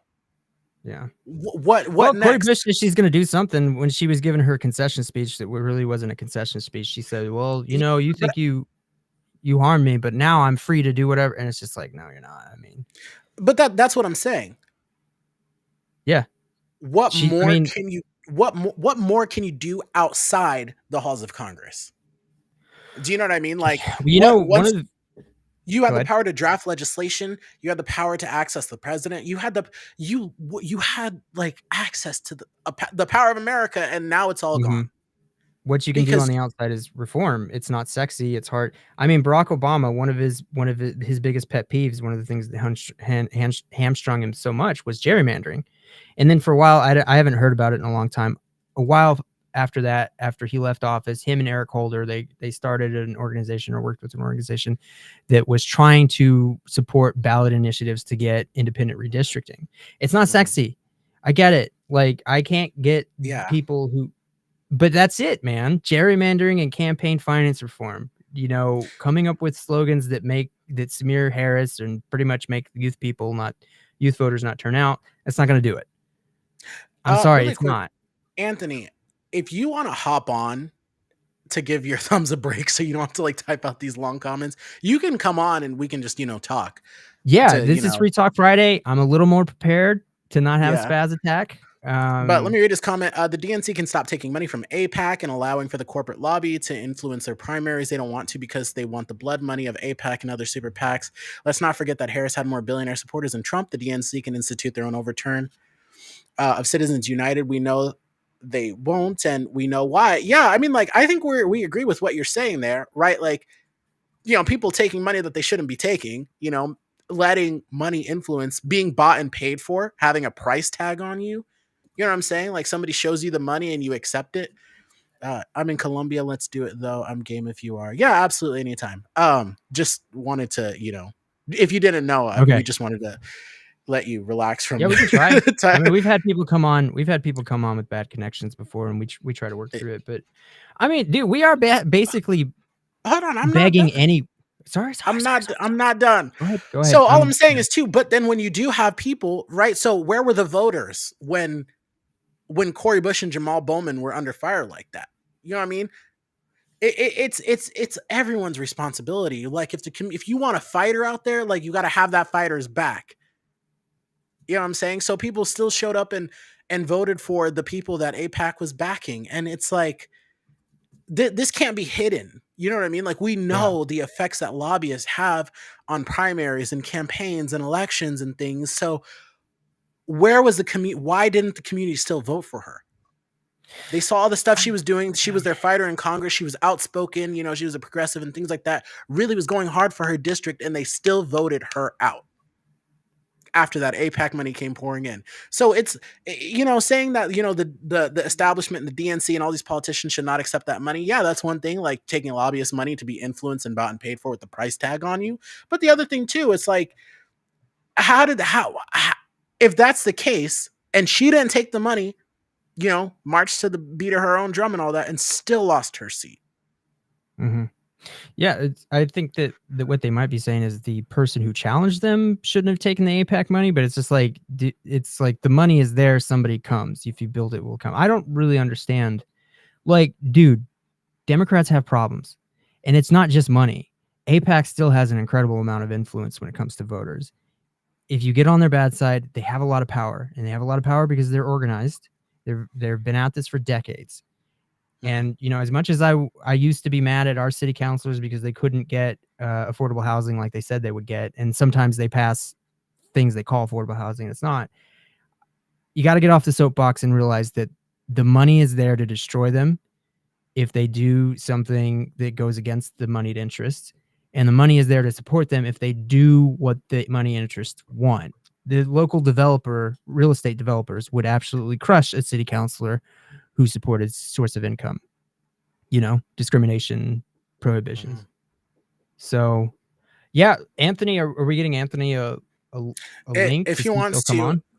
Yeah, Anthony, in the description on Facebook, there's a tiny URL link. So if you click that, it'll bring you to this live stream. But yeah. I can also send you a message on the Facebook. Just to say, you know, we don't want to be in a bubble here. If you're a huge Harris critic because of Gaza, come on. Like, I don't want to sit here and not be challenged, because then I go out in the world acting like a moron, you know? And that's why we've been asking people to come on, some people from those groups, and they just won't do it. But yeah. I do have one person in mind. We are actually friends, and I feel like we could have actual respectful discussion because she and I have mutual respect, and I respect the hell out of her. I don't agree with everything she says, but you know, I do want to break from this just yelling at each other sort of thing, and if I can be prepared emotionally to have these tough discussions, you know. And guys, the other thing too is, like, we invite people on, like, but some people just don't want to. Some people respectfully decline, or some people just ghost us. So it's like, I do that, yeah. Like, what are we gonna do? Yeah, I don't know. And Anthony did have one comment that stuck. You do need to be a lawmaker to influence people and build power. Like that guy MLK, for instance. And if I'm interpreting you incorrectly, please forgive me. But, like, here's the thing. Bull Connor, I mentioned that name earlier in this because, you know, Maurice talked about Bull Connor. And if you know who that name is, if you know that context, I'm a huge fan already. So MLK was planning a protest, a disruptive protest, a non-violent, peaceful, direct action protest. And it was coming around the time when this super racist guy was running for, like, city council. I want to say Montgomery or Birmingham. I should not butcher that. But anyways, when it was getting close to election time, they wanted to make sure that they didn't give this person, Bull Connor, the ammo they needed to scare the moderates and win the election, right? Because you can give your opponents political capital, right? So what did MLK and the civil rights leaders do? They postponed their demonstrations till after the election. You know, and if I'm butchering that piece of history, please come on and correct me. But if I'm not, I'm just saying it takes, like, actual strategy. Somebody's on. Mm-hmm. Somebody just came on. It's muted. So if you're talking, just 1 second. No, we got to let them in. Oh, okay. You got them, or do you want me to do it? Yep. There we are. How you doing? Anthony, you're in Colombia? Yeah, no, I'm here in Santander, Colombia with my family and my partner. And, you know, we obviously live in Omaha. I'm familiar with both of your works from 2020. Was one of the founders of Pro Black, which, of course, didn't go the way we necessarily. What happened to that? You know, I mean, just because you're both honest comrades, there is a combination of things that we see too often with movements that aren't, you know, sort of prepared to deal with conflict, and I think that, you know, we know that especially in like 2020, a lot of people were bringing their trauma, were bringing, you know, to their organizing spaces, and we still do, but we didn't have a mechanism to necessarily, you know, deal with that, and I think a combination of infighting and not having a mechanism for healing and for conflict. Me myself, I'm not conflict averse. I think conflict is a great thing. I think we learn from that, right? I think that conflict aversion allows for a lot of the isms that we hate: racism, sexism, you know, transphobia, ableism, to continue. And so rather than people like deal with it head on in a concerted way, we let it fester, and then there's like this blow up, and that like prevents some people from working, you know, together again. And so I think it was a combination of that, and then like really not really having an actual goal, right? I mean, we saw like Liberty Square. At that point, I'd excused myself from pro-Black, but you know, my thing was, and a lot of the organizers were asking, you know, why aren't we collecting names? You know, like things that you're talking about right now, even if it's just an email list, so that we can stay in touch with each other. When you ran for city council in Lincoln, for instance, that email list, you know, for grassroots fundraising could have been helpful, and just having like an email list of 3,000 people to make available to grassroots candidates like we're seeing now, you know, would have been helpful. But yeah, and then eventually, you know, it flamed out, you know, kind of like crazy basketball this year. It just So Tommy, really quick. So after, you know, the protests and everything, you know, there are different groups that came up in 2020. Pro-Black was the one in Omaha. So they led a lot of like marches, protests, different community events, things like that, in response to police. When James Scurlock was killed, we talked about that yesterday. Yeah. They did a lot of the protests there. And then there was Kenny Jones. Yeah. Mm-hmm. If I remember correctly, that was, you know, killed by OPD. So they had protests there. So there was like a lot, you know, they were trying to do a lot of direct action, distribution, things like that. But, you know, as, you know, our friend here just said, you know, everything. Well, yeah. And I mean, I think the aftermath, I mean, you know, I happened to be in Oregon at the time. I travel a lot for work and just in general, you know, was when I watched sort of like, I think sort of like the apex of that summer, at least in Omaha, when there was that incident with the police and the marchers on the bridge, you know, and I was on that bridge. You were on that bridge. And Tommy, did you know that I got detained on a bridge? Were you told that was going to happen ahead of time? That I was shrieking and I was really upset because I don't think that a lot of people like were told this is what we're going to be doing. And of course, anyone who sort of has a little bit of background and experience in direct action, you don't walk across a bridge, you know, when cops are following you because you're like a sitting duck. And a lot of people are traumatized from what happened to them that night, and there wasn't really the support network. So that was sort of a breaking point for me of just like what are we doing? A lot of people got harmed, you know, some people got doxxed, probably still aren't able to get jobs, and there just didn't seem to be a lot of accountability or responsibility for harmed people. So I mean, I think at this moment we just can't be a part of sort of like wildcat formations, you know, and whatnot. Unless you're going to do something like, and I'm not advocating this on your show, but even with what Luigi did, Mangione, that was a wildcat formation, but it's engendered a national and international conversation about the state of healthcare and health insurance in the United States. But I ask myself, and I'll ask both of you, what did we get out of that, out of the summer of 2020? The police budget increased. You know, we're still seeing more killings of unarmed Black and brown, you know, people. And I know y'all just had an incident in Lincoln. My dear comrade Majee Miller Jenkins like always keeps me informed about what's going on in Lincoln, and I think there's just a police incident there as well. So I was disappointed. I was happy that it brought people together, but really sad that it didn't keep people together. Yeah. So you're saying like the protesters were really harmed, and there wasn't like, you know, preparation to like support them? let me tell you what happened on this bridge, Tommy. Yeah. It was like July 27th, and there was a protest, a march up in Omaha. And this was like maybe like the third or fourth time I went up to Omaha for to live stream. And that was the first time I met like Peyton Zyla in person and everything. So toward the end of this protest, we had to like cross this bridge.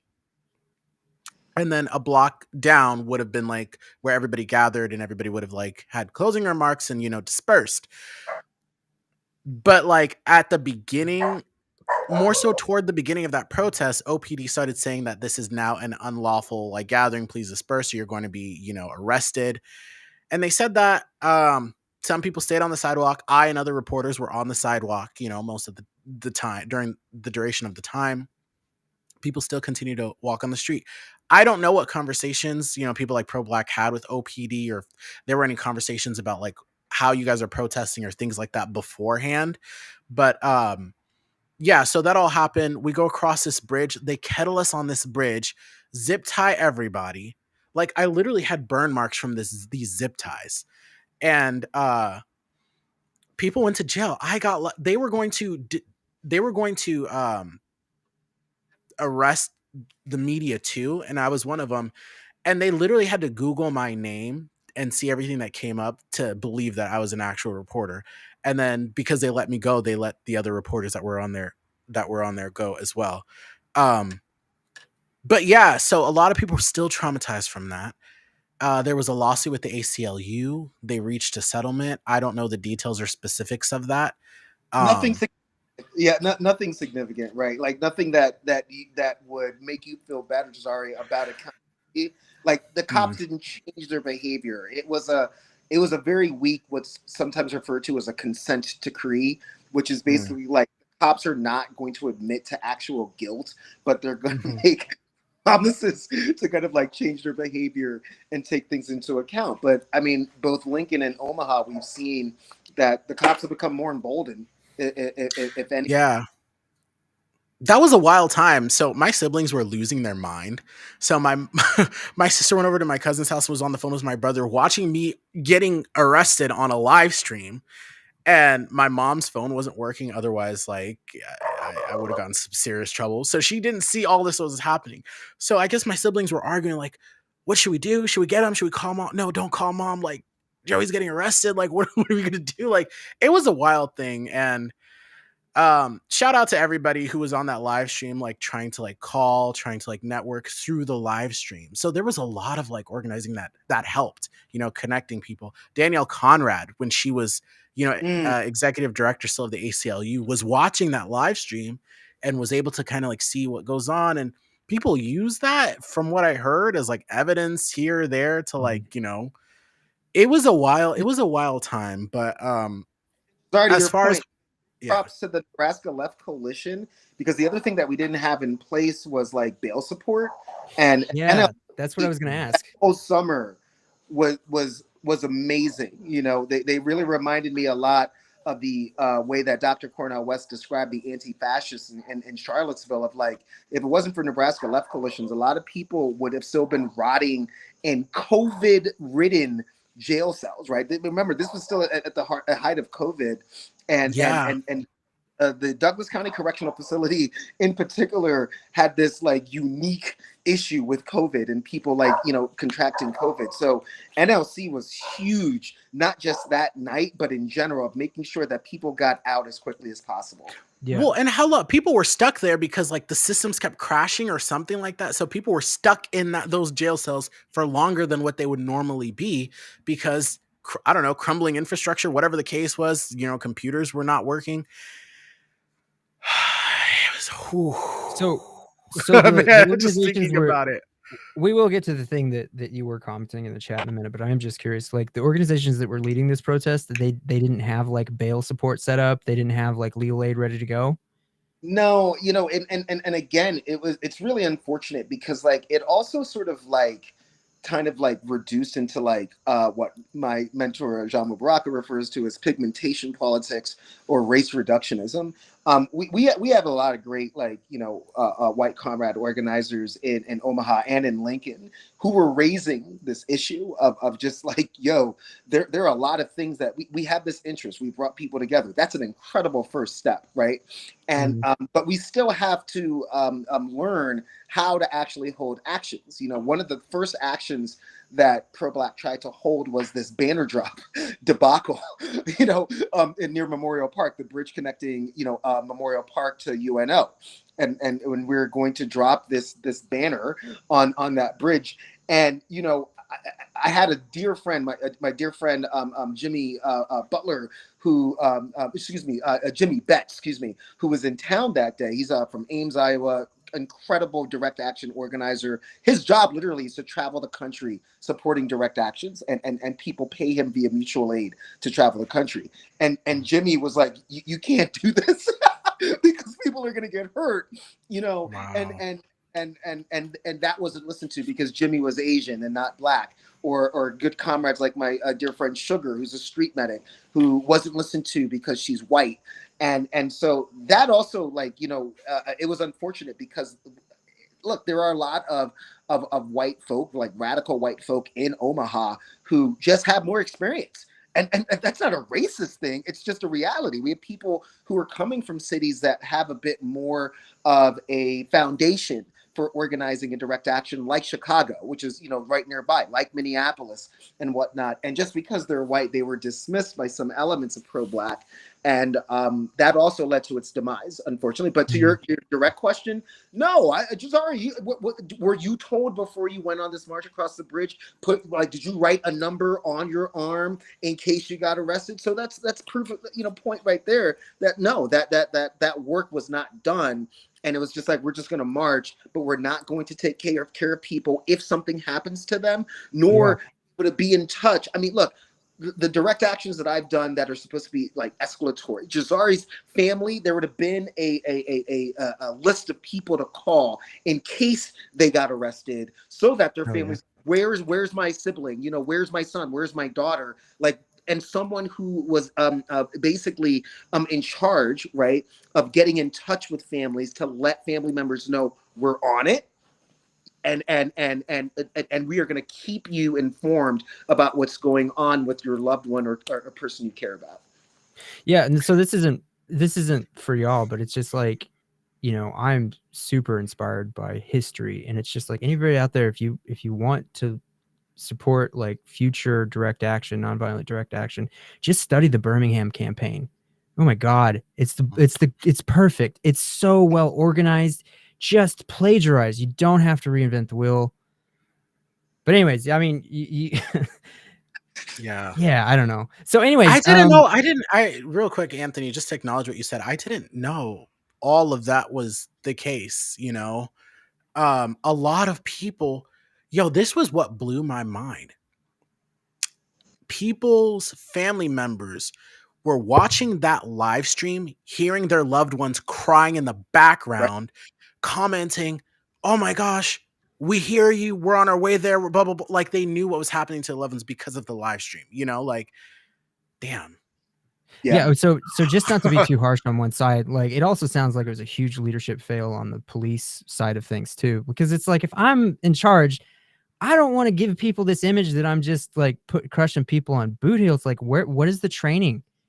I don't know. It's just like, okay. I mean, y'all probably gave advance notice, yes, to be marching across the bridge. So, I mean, at that point, I was in Oregon, so we learned about. We were in Oregon joining our Pacific Northwest comrades, with the federal building actions that were happening in Portland. Right, we were there for about a week because prior to getting to Omaha, I lived in Seattle for 5 years, so still have a lot of relationships in the Pacific Northwest, and like Jazari's family, I learned about that march by watching live stream. It just kind of popped onto my phone, and I was like, oh, wow, I didn't even know that was happening.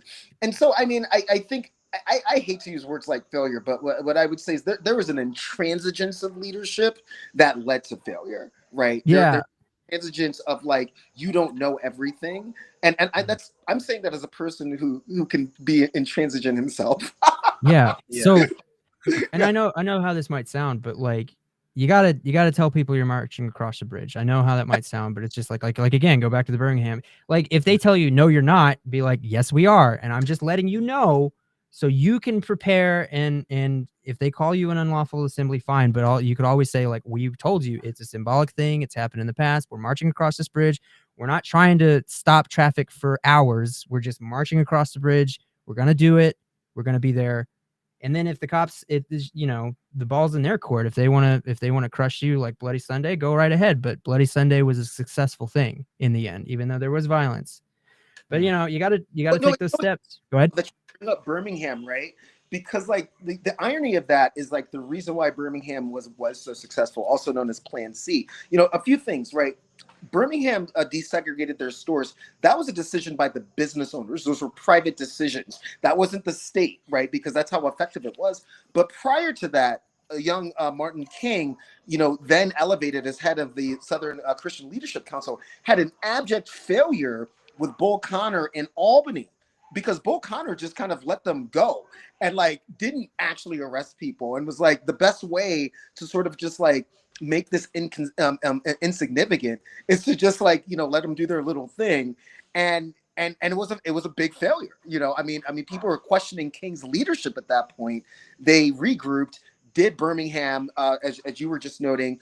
Plan C made it a lot more disruptive, but they had buy-in. And to your point about walking across bridges, John Lewis, everybody knew what was happening on Bloody Sunday. They weren't surprised when they walked across Edmund Pettus Bridge, to see a bunch of cops there. They knew they were going to be there waiting for them, and they knew what they had to do. And to that point, there was another attempt to cross the Edmund Pettus Bridge prior to Bloody Sunday with Dr. King, who decided, we're not ready for this, and instead of like walking across the bridge, took a knee. Instead. Turnaround Tuesday. Yes. Turnaround Tuesday was after Bloody Sunday, right? No, yes, I'm sorry. Yes, you're right. You're right. I love the civil rights movement, man. Anthony, really quick, just to interject, like Tommy's gonna be texting me about this because you're making him so happy. You're my friend now, Anthony. He loves all this stuff. Yeah, I know.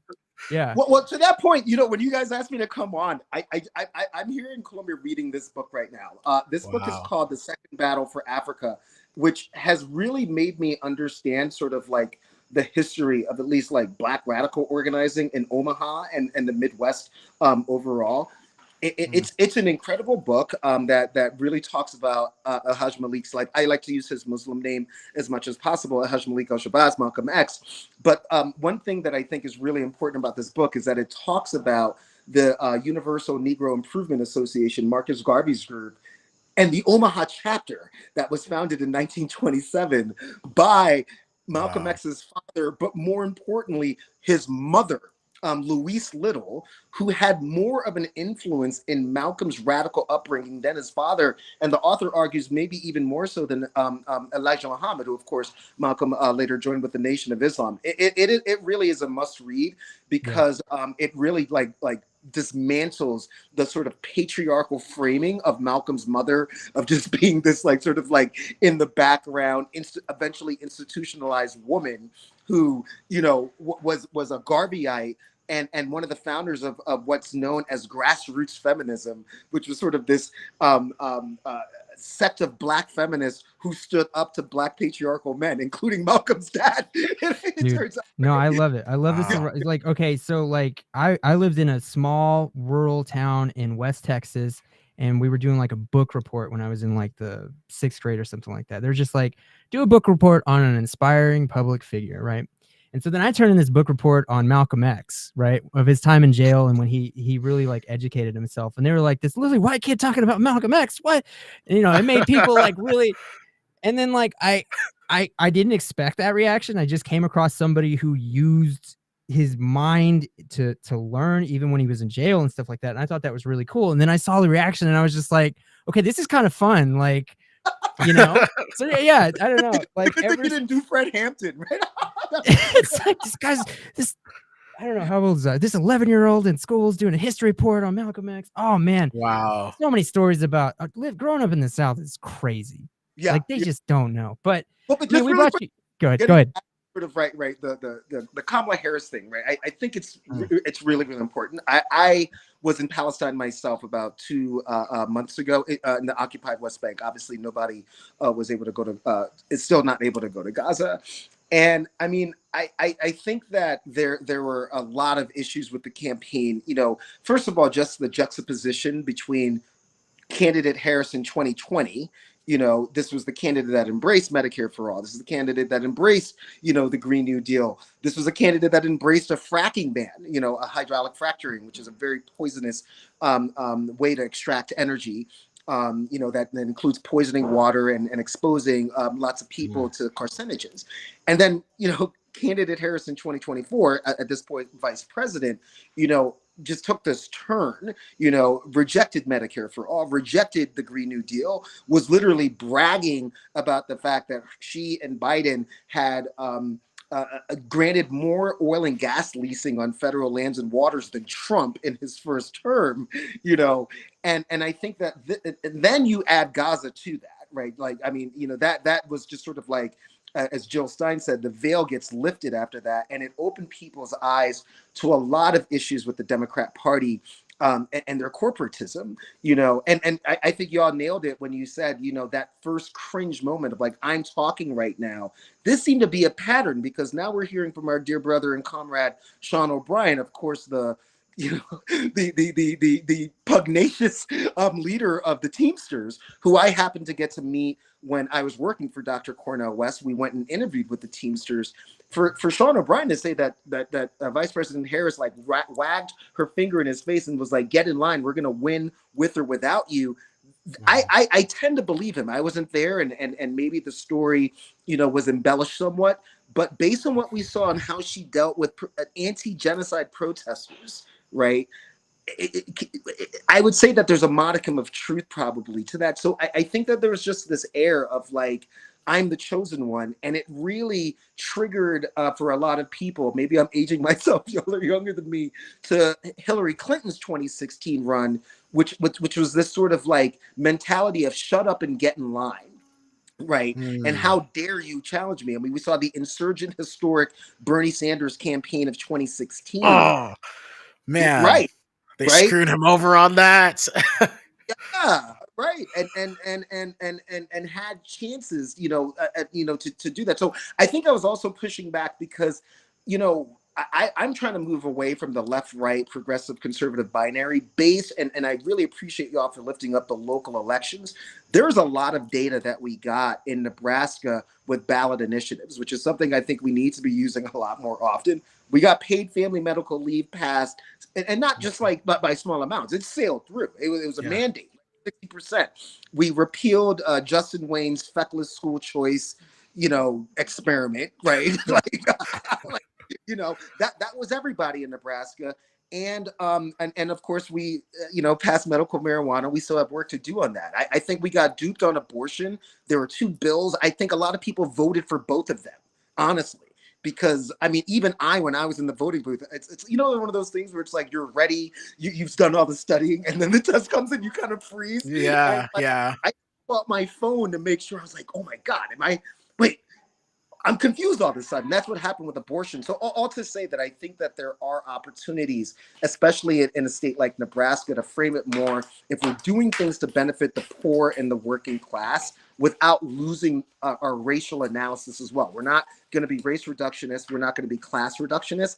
I think we can do some amazing things, as we've just proven. Dan Asborn kind of showed us that a bit too. Mr. Osborne probably should have not waited until the last 3 weeks of the election to speak to Black and brown people, and maybe he would have done better. But like I said, we invited him. Yeah, it was an electric issue, and you know, I'm saying this as a proud anti-Zionist Jew. I mean, this was in our lifetimes, and arguably ever, the most documented real-time genocide that we have ever seen. You know, I mean, every day, you know, and then you hear Democrats talking about wanting to remove the medium that people like y'all two, who are younger than me, we were getting our news from Gaza mainly from TikTok, y'all. right? I mean, that was the way that the world was seeing the carnage unfold. And then the Democrats are talking about wanting to take that away, from us as well. And I mean, it was Joe Biden did sign a law, that essentially Trump came out and asked the Supreme Court to delay the law on banning TikTok in the United States. Probably Elon Musk can buy it, but but nonetheless, well, yeah. Let me ask you a question, Anthony. So, what if she went and did all the things that the pro-Palestinian group wanted her to do? Do you think that she still could have lost? I think that could have been a possibility, of course. But I mean, let's talk about what people were mainly asking for was like the bare minimum, which was like a ceasefire and at least a temporary cessation of providing the ethno-state of Israel with weapons of mass destruction from the context of the Palestinians. I really do think that if she would have taken that lens, if she would have let a Palestinian speak at the DNC convention, right? I mean, keeping in mind that the Palestinian woman who wanted to speak at the DNC was going to endorse her on the stage, right? And couldn't even let that happen. What am I going to say that she would have won? No way for me to say that, right? I don't do the tea leaves things and the crystal ball thing because I'm not on mainstream media just like y'all. But I do think that there are some things that are more important than winning elections, and that's maintaining integrity and morality.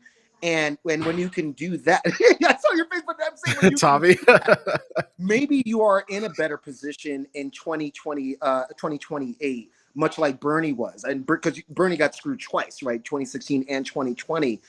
So I don't know if she would have won, but I do think that it would have gotten more people out who probably stayed home, especially people who are about y'all's age and younger. I think this turned off people in key places because look, on the one hand, we are also talking about, the pundits now like to say, the Democratic pundits, oh, it wasn't a mandate. She didn't lose by that much. 1% in this state, 1% in that state.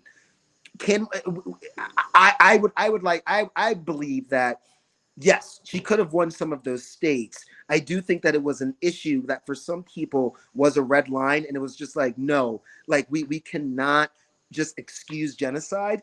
And if the margins were as close as the Democrat Party is now saying, I think it's something that they should be asking themselves too. But yeah, so all to say, I'm sorry, the short answer to the question is I don't know, but I do know that like for me, morality, integrity, and because this is a moral issue, and when you go over there, and y'all should try to make it over there. Jazari, both of you actually have been asked to lead another delegation there in the spring. If you want to come, either of you want to come, it's $250 that they're only asking out of your pocket. I've got like 6 to 8 slots left, and if you want to come, you want to go, Tommy? Maybe. I do. Yeah, I do want to share some thoughts. One of or both of you to come with us. This is the Palestine. Palestine, yeah, we'll be going back to the West Bank. Yeah. Okay. So I just want to share some thoughts. Like I have to disagree. Winning elections has to be the number one goal. Like, I mean, just think about how much harm is going to happen when they I don't know if it's going to happen, but when they reaffirm their 6-3 majority on the Supreme Court. I mean, domestic policy is screwed if you can't get a Supreme Court that's at least somewhat moderate. But listen, I maybe we should start on the things that we agree upon. Like, listen, this is a genocide. I see people always like trying to debate whether that's a genocide or not. It's a horrific conflict. It's absolutely terrible. And for anybody to tell you it's not, like, what are they smoking? I mean, without a doubt, like I saw videos of a man who was screaming for his life as he burned to death. Right. Yeah. I saw a child's body. I don't know if you call it decapitation. Her head was just crushed by a building. And then like, come on, people, you got to at least admit that this is a horrific, awful war or something that's asymmetrical. But where it goes to genocide, because I see people always debating this, is the intent. Sometimes that is difficult to establish intent. It's not difficult here. Their political leaders are saying we want to wipe Palestinians out. They're not humans. So, I mean, that's something that we agree on. And then the solutions are, of course, an arms embargo, and not even way beyond that, heavy, strict sanctions, economic sanctions, of course. And then what's even going to help them the most is the toppling of Netanyahu's administration, getting those right-wing coalitions out of there. And that takes a lot of organization, but I think that's the number one solution there. But it's just the thing that I have to disagree with is what are the tactics here? To me, there are two main reasons why Harris lost. And I think that and this is me just making things simple, if you take one of them away, she wins, right? One was her bland policy positions, right? I mean, when you're going around campaigning with Liz Cheney, and I mean, I'm a child of the Iraq and Afghanistan. Hey, Go ahead. Really quick, I'm gonna let you continue, but I'm just gonna bring Blake in because he's been waiting backstage for a little while. Yeah, sorry, Blake. I'll try to keep it succinct. But anyways, she had very uninspiring policies in the beginning. She talked about corporate price gouging and that other stuff that I was really inspired by. But then it changed to more bland stuff like, hey, what are you going to do different from Biden, who's a historically unpopular president? I'm not going to do anything different. Oh, wait. I'm going to have Liz Cheney in my cabinet. And it's just like, who the hell did not prepare her for that? Like, okay, right. So there's the bland policies. There's I think that a part of her just couldn't. A true leader is not who you tear down, it's who you bring up. Like, come on, man, we at war. Listen, like, I think that if she was allowed to run her own campaign and not have to inherit 100% of the Biden apparatus, maybe it would have gone differently. But if you could have made that gone differently, I think she wins. The other thing that I think that if you've taken away, one of the other two main reasons is we saw after 3 historic cycles of youth turnout, we saw youth turnout absolutely collapse. And it has to be because of Gaza. Okay. So, I mean, when you're going around saying Killer Kamala, Genocide Joe, these things, I feel like it's being a little bit lazy. And I do think that's why one of the reasons why she lost was because we saw youth turnout absolutely collapse. Now, I don't think that's going to work out for us. Could I have told you it was going to be better? Of course not. Like, how can you convince somebody that it's going to get worse? It's just like, do you see what's happening over there? Mm-hmm. I hope I'm wrong. I hope Miriam Adelson doesn't get what she wants, spending $100 million, $200 million to basically get Trump to let them annex the West Bank. I hope I'm wrong, but we might be looking back at this and going, we should have tried to support her, because at least if she wins and we go and protest her, because that's an option, you can vote for somebody and turn right around and protest them.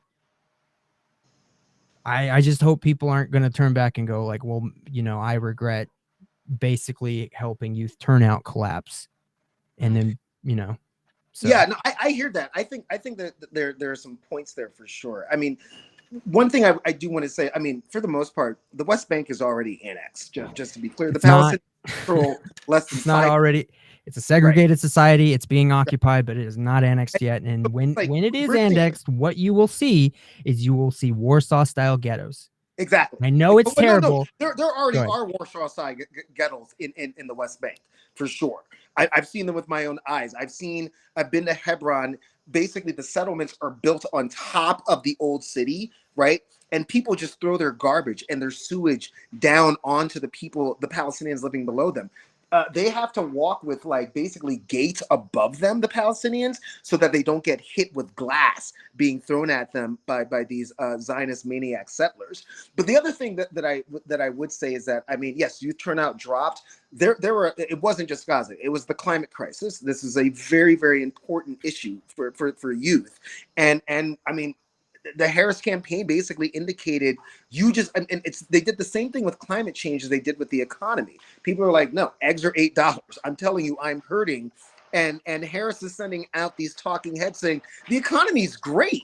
We have the greatest economy in the world. Look at these graphs. You just don't understand it yet. We haven't done a good enough job of explaining to you how good the economy is. Yeah. And then we know homelessness up 18.1%, foreclosures up. And then, of course, you have this issue with healthcare that, the biggest driver of people into bankruptcy is medical debt. And these issues weren't discussed, I think, with authenticity. Hey, Anthony. Yeah.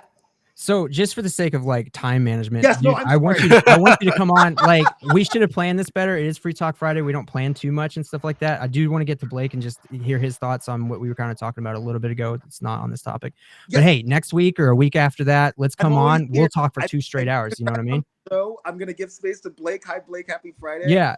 Hey, Blake, we were talking about conservatives, the conservative viewpoint. You're conservative, is that correct? Yeah. Is my audio coming through okay? Yeah, it's all good. It's fine. Go a little closer maybe, but no, just I'm gonna be your I guess your opinion from rural Nebraska. Okay. Hell yeah, I'm from rural Nebraska. Okay, I'm from Neely originally, if you know where I'm that's from at. Alliance. Okay, no, Alliance. Yep. Yeah. And I thought you were from Texas. I moved to Alliance when I was 14, and then I went there for high school. I visit, that sort of thing. But I'm a Nebraskan. Okay, awesome. I chose Nebraska.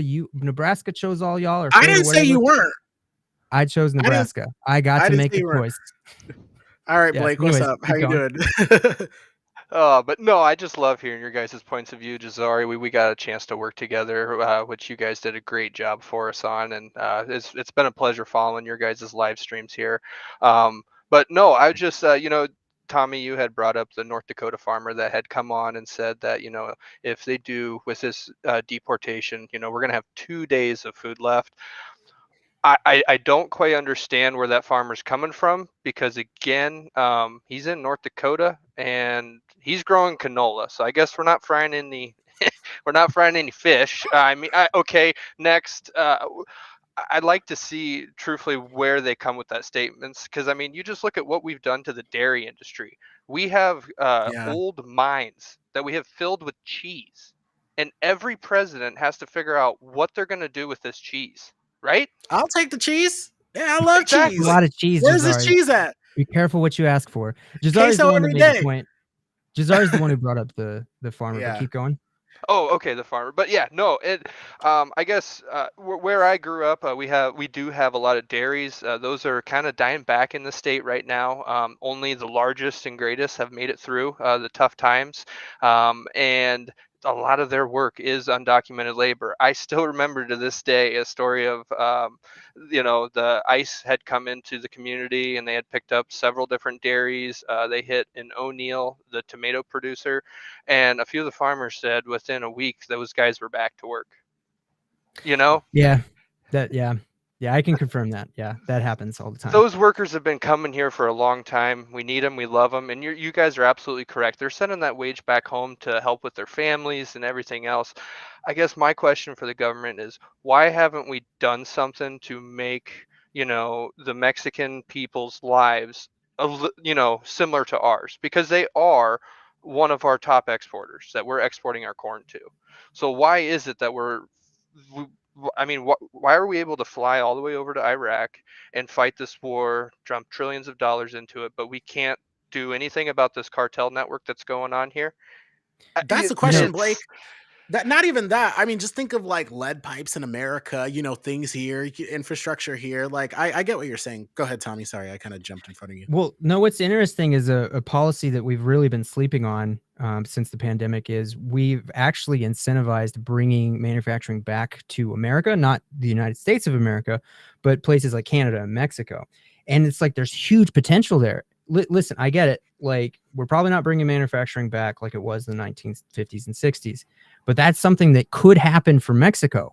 But think about this. We strengthen the supply chain. We give people in Mexico an opportunity to actually build a middle class. They don't have to think about going to the cartels, that sort of thing. You know what I'm saying? You make things better. It's several birds with one stone. You know what I'm saying? Like, you weaken the cartels. You give people in Mexico an opportunity to have a middle class job. Immigration goes down, and it was happening during both administrations, and they're really sleeping on that. It's just like, dude, China's our adversary. We need to do everything we can to make sure we're not too reliant on them, is what I think. And I think there's a huge opportunity there in Mexico to like help one of our biggest allies build up their middle class and defeat the cartels, and help us with the drug war and all this other stuff. And if Trump were to seize on that, I would do cartwheels. You know, if he was able to bring back manufacturing to a nation that's actually friendly and closer to us, I would do cartwheels. And I just can't believe that neither administration really saw the potential there. Am I touching on near what you were thinking? Oh, absolutely, absolutely. Yeah. You know, and one thing that Trump did get stopped, two things actually. The first one is our car manufacturers were heading out of country, and he said, Mhm. if I get in, the tariff that I'm going to imply, and so they stayed here. He also did that to John Deere. John Deere is the number one producer of agricultural equipment for the country and honestly the world. And he was able to basically, they're staying here. They had talked Returning, about Iowa, yeah. moving right? to Illinois. Yep. Illinois. So, But Waterloo, there's also they got plants all over. I actually yeah. worked for a dealer of them at one point, and so it's there's things that he did get done for us to help kind of protect some jobs and things. But one thing a lot of people have to realize is these industries, they do move manufacturing to other countries, and it's not that they're taking away jobs, it's that they're heading to hit that market to sell that equipment. We've seen this in the 70s. John Deere moved a lot of manufacturing down to Mexico. And it's literally, you can find two tractors. They're the exact same tractor, but one was made down in Mexico, one was made here in the US. So we've done this, with a lot of our industries. And you look at the automobile industry, they have left too. Can we wrangle all of that back together? I don't know. But I will say we need more American products. Looking in just the ag sector, can you guys guess how many United States companies produce the chemicals that we spray onto our fields or within our homes? Probably not a lot, right? Just give me a guess. 10%? Yeah. 15. One. 1%. Okay. No. One company. Oh, one company. Oh, one company. Oh, sorry, I must have not heard the question correctly. One Yeah. company does it all? No, we only have one United States company Oh, that I see is what you're saying. Sorry. that's creating chemistries, that is actually like making the chemical. And there's one. BASF, I don't know if you've heard of them. They're from Germany. You got Bayer, they're overseas. You got Syngenta, they're Japan. I mean, just look at some of our people, the ag service providers that are around today. I don't know if you guys have heard of a Helena. That's Japan, and they're one of the largest ag service providers for that. And so I'm curious what your guys' take on when RFK says, I'm going to completely change the farm industry. Like what goes, like what's in your guys' mind when he says that? I have no idea what his policies are, and I'm waiting to hear what they I mean, are. So. I know that he's much he's much for like healthy foods, wants to get rid of like things like high fructose corn syrup, genetically modified things, chemicals and stuff. From what I gather, he's much more for organic, clean like stuff. Yeah. Right. And Yeah. I guess my question is everybody knows that China buys 1 out of 4 rows of our soybeans. So when you're driving down the road and you see all of those rows, if you count 1, 2, 3, 4, China's buying one of those rows. We don't really formulate any chemistries today for our US market. Everything is formulated for China or for another of our neighboring countries. So when people get all worried about they're poisoning our foods and this and that, we need we have to have the other countries' approval of these chemistries, of these pesticides before we can even sell it to them. And so I'm curious just how that is thought about in your guys' day to day. I'm in it. I'm in the industry. I'm around it all the time. There's certain chemicals, I'm telling you right now, I do not touch without PPE. I know what it is. I know what it can do. Jazari, he was over, and I was like, all right, who's wearing nice shoes? Yeah, when you told me, oh, be careful of the soles of your shoes, you don't want it to start melting or something, I was like, wait a minute. It wasn't going to be instantly, but over time. Yeah. No, but I get what you're saying. And that's the thing about we don't have these conversations, right? Like the way you framed what you framed, we don't hear it like that. You know what I'm saying? Like from. Right. Yeah. And so it's like we're like the American farmer is only given what the world wants. We produce for the world. And so for big drastic changes, and don't get me started on organic, because I think you guys would be disgusted how it's truthfully grown. My father-in-law is a food safety professor, and he rants about organic sometimes. I don't know if it would be for the same thing, but so should I? Okay. I shouldn't go to Whole Foods anymore. Is that what I'm gathering? The Because biggest thing is, I'm on a health journey, right? It's 2025, new year, new me. You know what I'm saying? But when my producers that are organic, there's Mhm. profit to be made there. I'm not going to sit here and tell you not to eat it, but I'm just Mhm. saying that when we go to sell our grain, there's no special organic factory that we're taking it to. It's being dumped right next to the GMO stuff. It's just not getting mixed together. yeah, So everything in agriculture is pollen and dust related. I mean, that's how we genetically modify, right? Is by taking pollen from other plants and putting them on these ones to breed cousins and sisters, and you do that about 1 billion times, and now you have a GMO because you force that evolution on. Mhm. But in the manufacturing zone, guys, we're dumping it right next to each other, and we're growing it right next to each other. You can't tell me that the pollen from my GMO corn isn't pollinating non-GMO corn. It is. You can't stop okay. pollen. So So go this ahead. is a whole market tactic to me. Like, if we truly want to get down to things being clean and that part of way, because I'll tell you right now, I do not buy any beef from the store. I grow all my own beef. It's grass Hell raised. yeah. I have rotational grazing, so I'm keeping all of my brassicas and everything. I'm growing my soil health by rotationally grazing those cattle. I'm inviting my chickens out there to go through the scraps and get all the grubs from the flies, so that way we're not increasing fly, because no one likes flies, right? We got to have you And on more for and sure. so Yeah. we're doing that at home. And then I was blessed that my grandfather was a butcher, and so we have all of his tools, and we have our own cooler, so we butcher all of our own hogs, all of our own beef, and we raise it. I will not buy from a grocery store, and Wow. I'm producing your Yeah. food for you. I'll eat whatever's cheap, man. Yeah. Chicken is cheap. I eat a lot of chicken.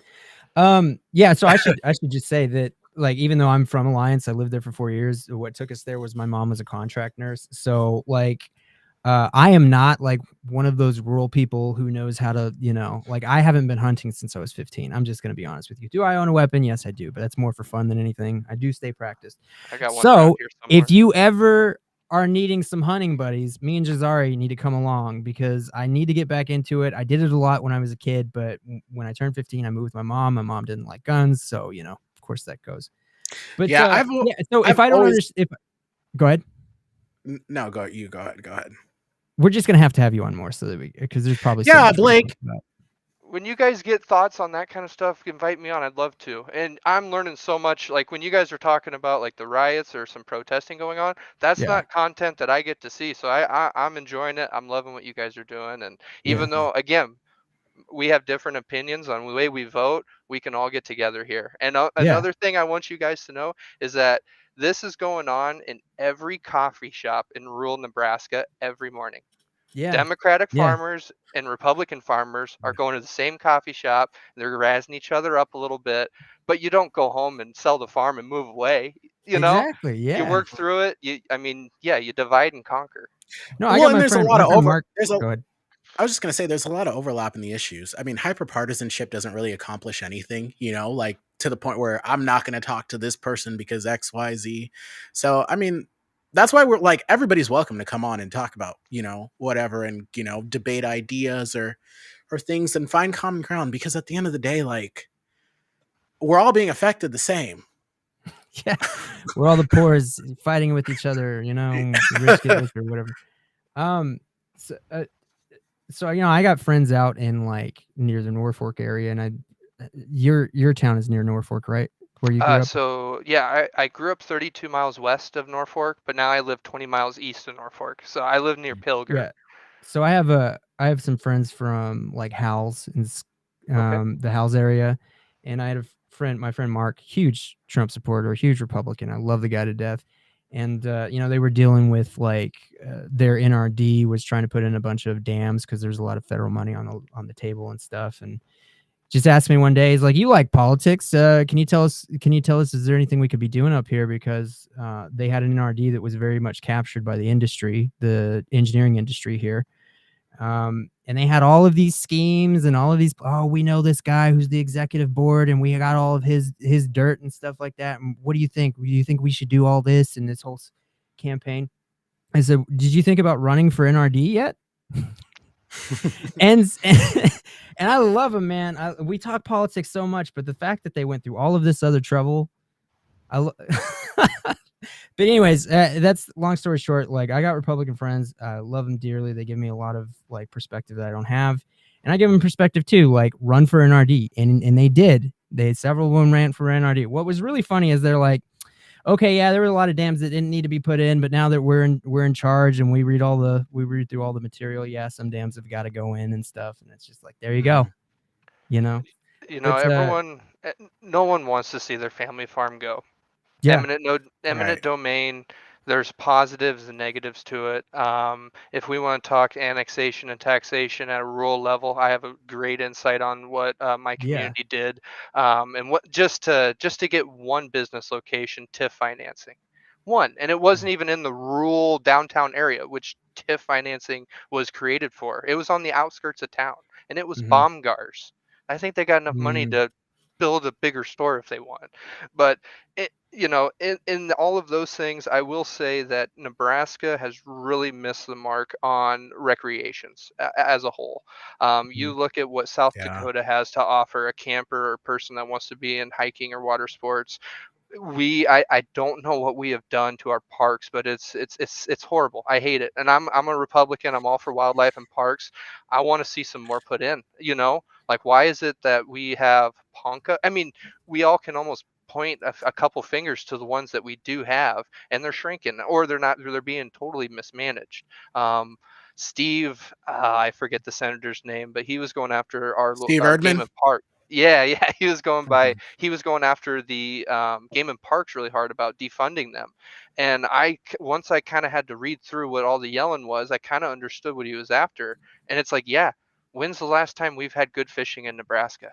If you guys aren't fishermen, you wouldn't know, but it is tough to go catch a fish in Nebraska. I would rather drive an hour and a half up to South Dakota, limit out, and drive back in the time it would take me to walk across the road from my house and go into a lake.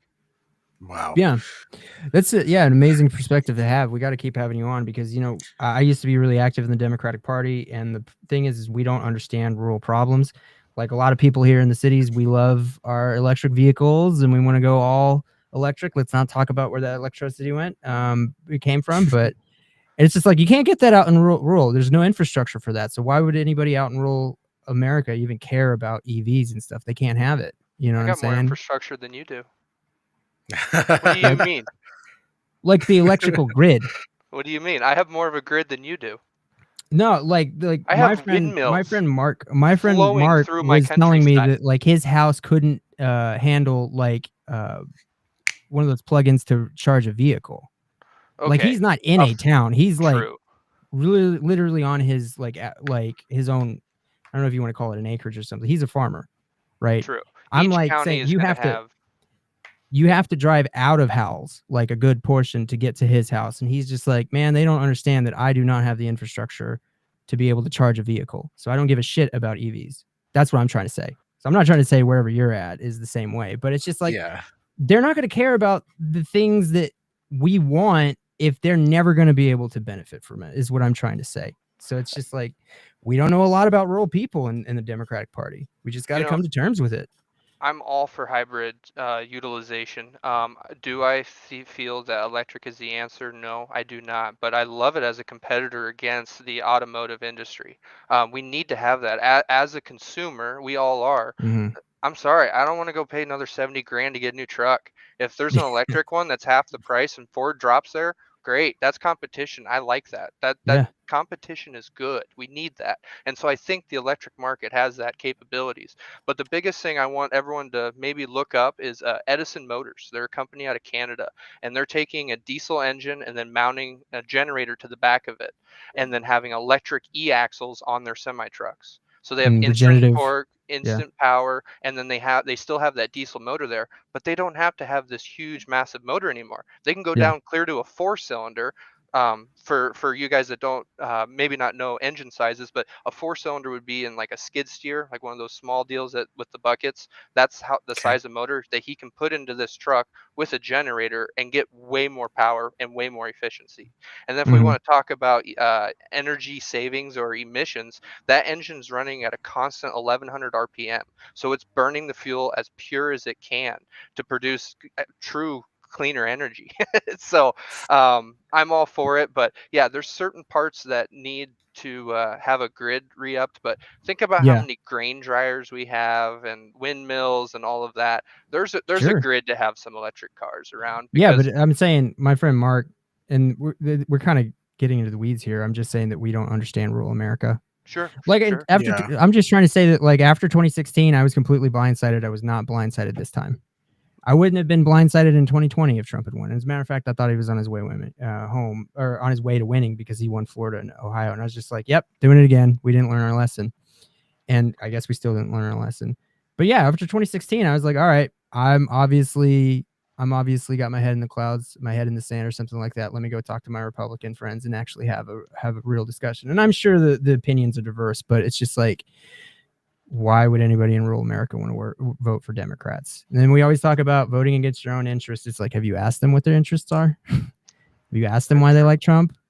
I mean, and then what I can distill is like, it's a very diverse thing, but I think one of the most important things he did in 2016 is he validated people's feelings about how the system is rigged, right? Like, he was at least willing to say it, and Clinton was like, no, it's fine, because she was part of the system, you know? Yeah. It is rigged. Money in politics definitely is. I don't believe it's a deep state. I mean, I think you're giving the government too much credit at being organized or whatever. I just think it's money. Like, if you need $1 billion to run for president, you're going to get a campaign of what you got for Harris. And Trump was able to establish himself again as the change candidate. You know, when you have a candidate, it's like, well, how are you going to do? What are you going to do different from a historically unpopular president? And she says nothing. Like, that's not going to be good. So I wasn't surprised this time. And all I'm saying is, like, we need to stop saying we need to listen to rural people. We just need to listen to rural people. You know what I'm saying? Because we don't understand what's going on out there. You know, I'll get all upset with you city folk once in a while. Mainly it's when I'm driving with you in Omaha. I'll tell you that right now. I'm like, you guys are in way too much of a hurry. No one needs to be driving this fast. Yeah. There's more. If you watch the show that's coming out on Monday, one of the city council candidates goes into why traffic is so crazy there, and it makes sense now, but my mind was blown at the time. But no, I mean, it's like, I can't sit here anymore and go like, I don't understand how he won. Why would they vote against their interests? And it's just like, why don't you just listen to him? Yeah, some of it would make sense. It would make sense if you just listen to him. He's at least willing to validate that belief, the truth. It is rigged.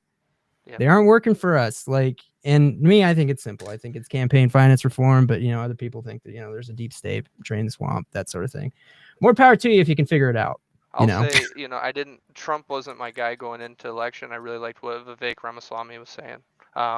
Really? But I'm also someone that I want some young boys running this sucker now. I'm tired of these old dogs. Let's get out of the way. Get on your recliner. It's my time to shine. Yeah. I get looked at weird when I say stuff like, we don't need Nancy Pelosi's anymore. You know what I'm saying? Like, hey, these are the guys running the ship, and look how it's been going. Like, can we get? That's what I'm saying. Like, if you really think about how long Pelosi, McConnell, all those people have been there, you mean to tell me all this old ships, this has all come crashing down on their watch? They've been there the whole time. You've seen it from start to finish. You've been, steering this ship, and you steered us into an iceberg. So. But see, they're able to do it because they pit us against each other. They're very good at it. Yeah, for sure. And it's, but at the end of the day, did you ever see that McConnell and Pelosi like vacation together? I don't down it. What I've seen that. Antonin Scalia and Ruth Bader Ginsburg were incredible friends, which I think is good, but also it's just like, remember, it's a big tent and you ain't in it. You know what I'm saying? Or a big club or small club, whatever. But yeah, for sure. I can't. There's so much I want to talk to Oh, I mean, no, my I'm head sure is you just guys like got more fire to because go on. no, we haven't had a conservative on in a while, and especially one who's a rural conservative. And just there's so much I would want to talk about, but we're way over for Free Talk Friday. I gotta go. But no, we're gonna I don't know if Jazari, we gotta get this guy on the show more. I really want to hear this perspective. Like, yeah. Blake, I have your number. You do. I do. Yeah. I mean, Like, we got a live one here, Oh, people. my phone. Yeah, and I am trying to get. I got the Senators Supper coming up here, January 20. Sometime here in January is coming up, and that's where us Rule get to come in and talk to all the senators and talk about any of the bills that are coming through, what our thoughts are, what we want to do. And so I'm slowly getting involved with politics. Nothing to your guys' level, but you guys have a great perspective because I don't get to listen to mainstream media all day. It's just Yeah. different algorithms too. Totally Blake, different like, let's algorithms. get together. I've been trying to talk to senators about rural childcare. I got friends out there who really need help with that. And if I live here right next to the Capitol, I can go talk to them all I want. My friend's got to drive in 3 hours just to meet a senator. So let's connect. Let's go sit down with some of those senators and talk about rural childcare. Hey, Blake, also really quick, Anthony has been saying in the comments that he thinks you're great and wants to get in touch with you. He put his email there if you want to connect with him. Looks like he would love that.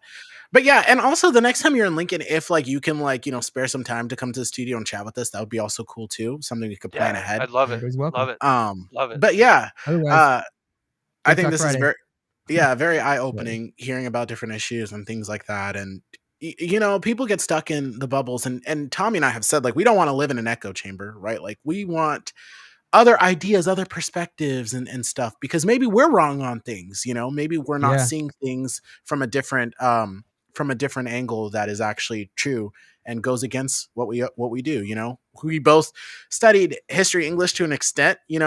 I saw the funny thing of when you write a paper or do some research, you put all your points and stuff, but you also have to put into that paper, you might be wrong. Your thesis and your, overarching question might be wrong.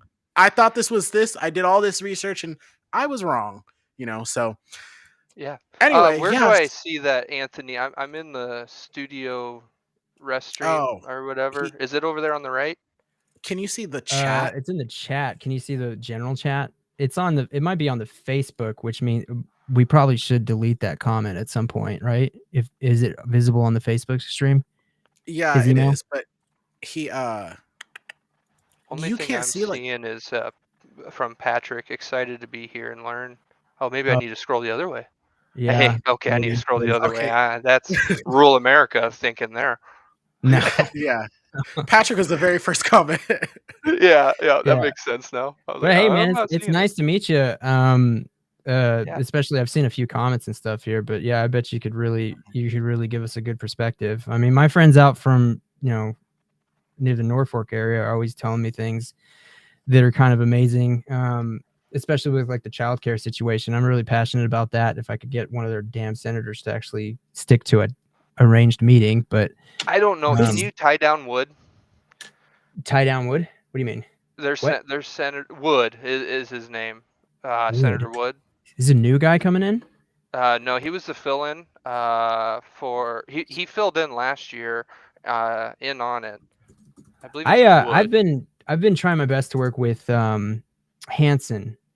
Ben Hansen, yeah. Ben Hansen, yep. So Ben wouldn't hit into that Norfolk area. No,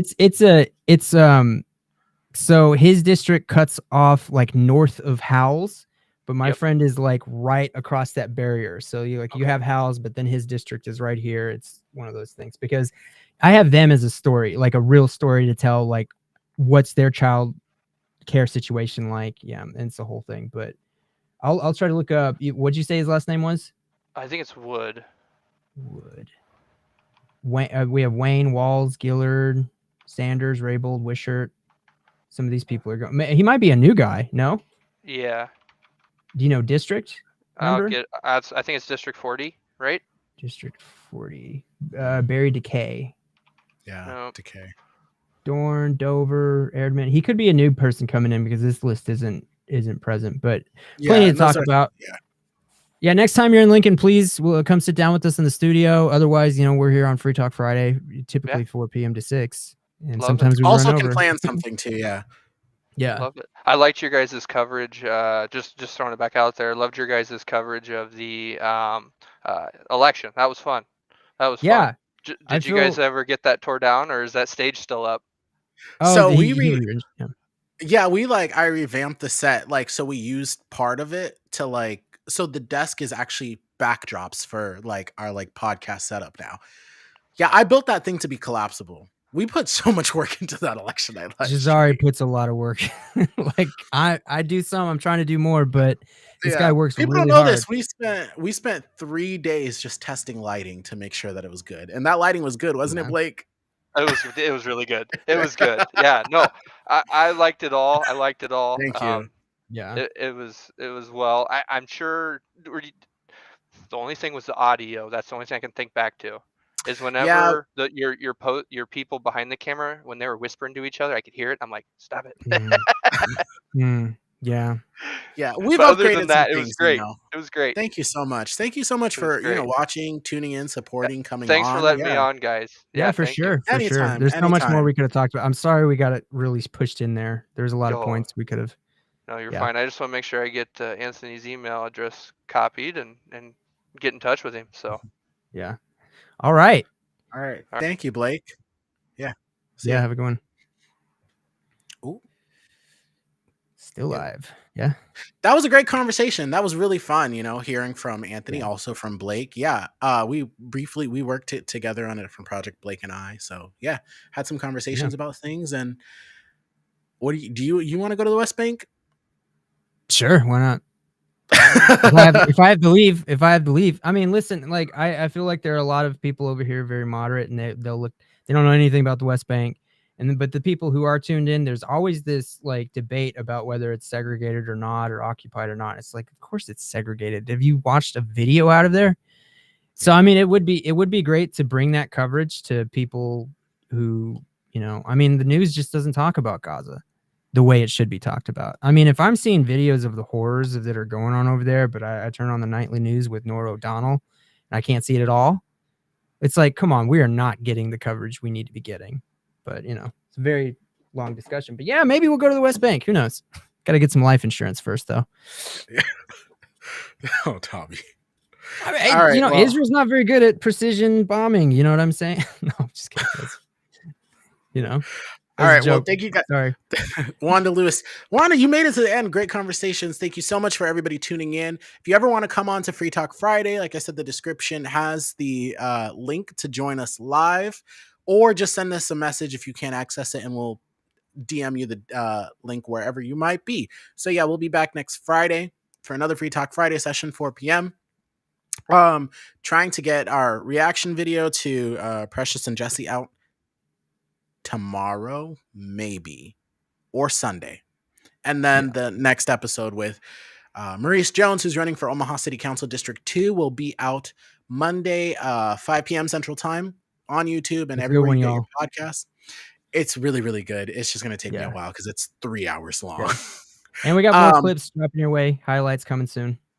Yeah, highlights coming soon. Absolutely. And also, too, Wanda, you made the comment of interviewing different people that are running for city council up in Omaha District 2. Everybody is welcome to come on. We'll reach out to some people and see what they say. Also, reaching out to some senators to come on as well, trying to schedule and work around things with the session coming up. So, yeah, we have a good slate of people that we're trying to get onto the show. So you guys can, get more insightful information from them. Mm-hmm. Any closing thoughts from you, Tommy? No, this was great. I know we went over a little bit, but I mean, I hope that we can get some of these people on for a more planned discussion. Anthony and I, we could really talk about some things I wanted to talk about, and Blake for sure. So yeah, I mean, Free Talk Friday, just come on. It might not be that well planned out, but maybe later on we can have you on for a standalone episode, For sure. Yeah. Sounds good. Awesome. Well, we will see you guys in the next one. Peace.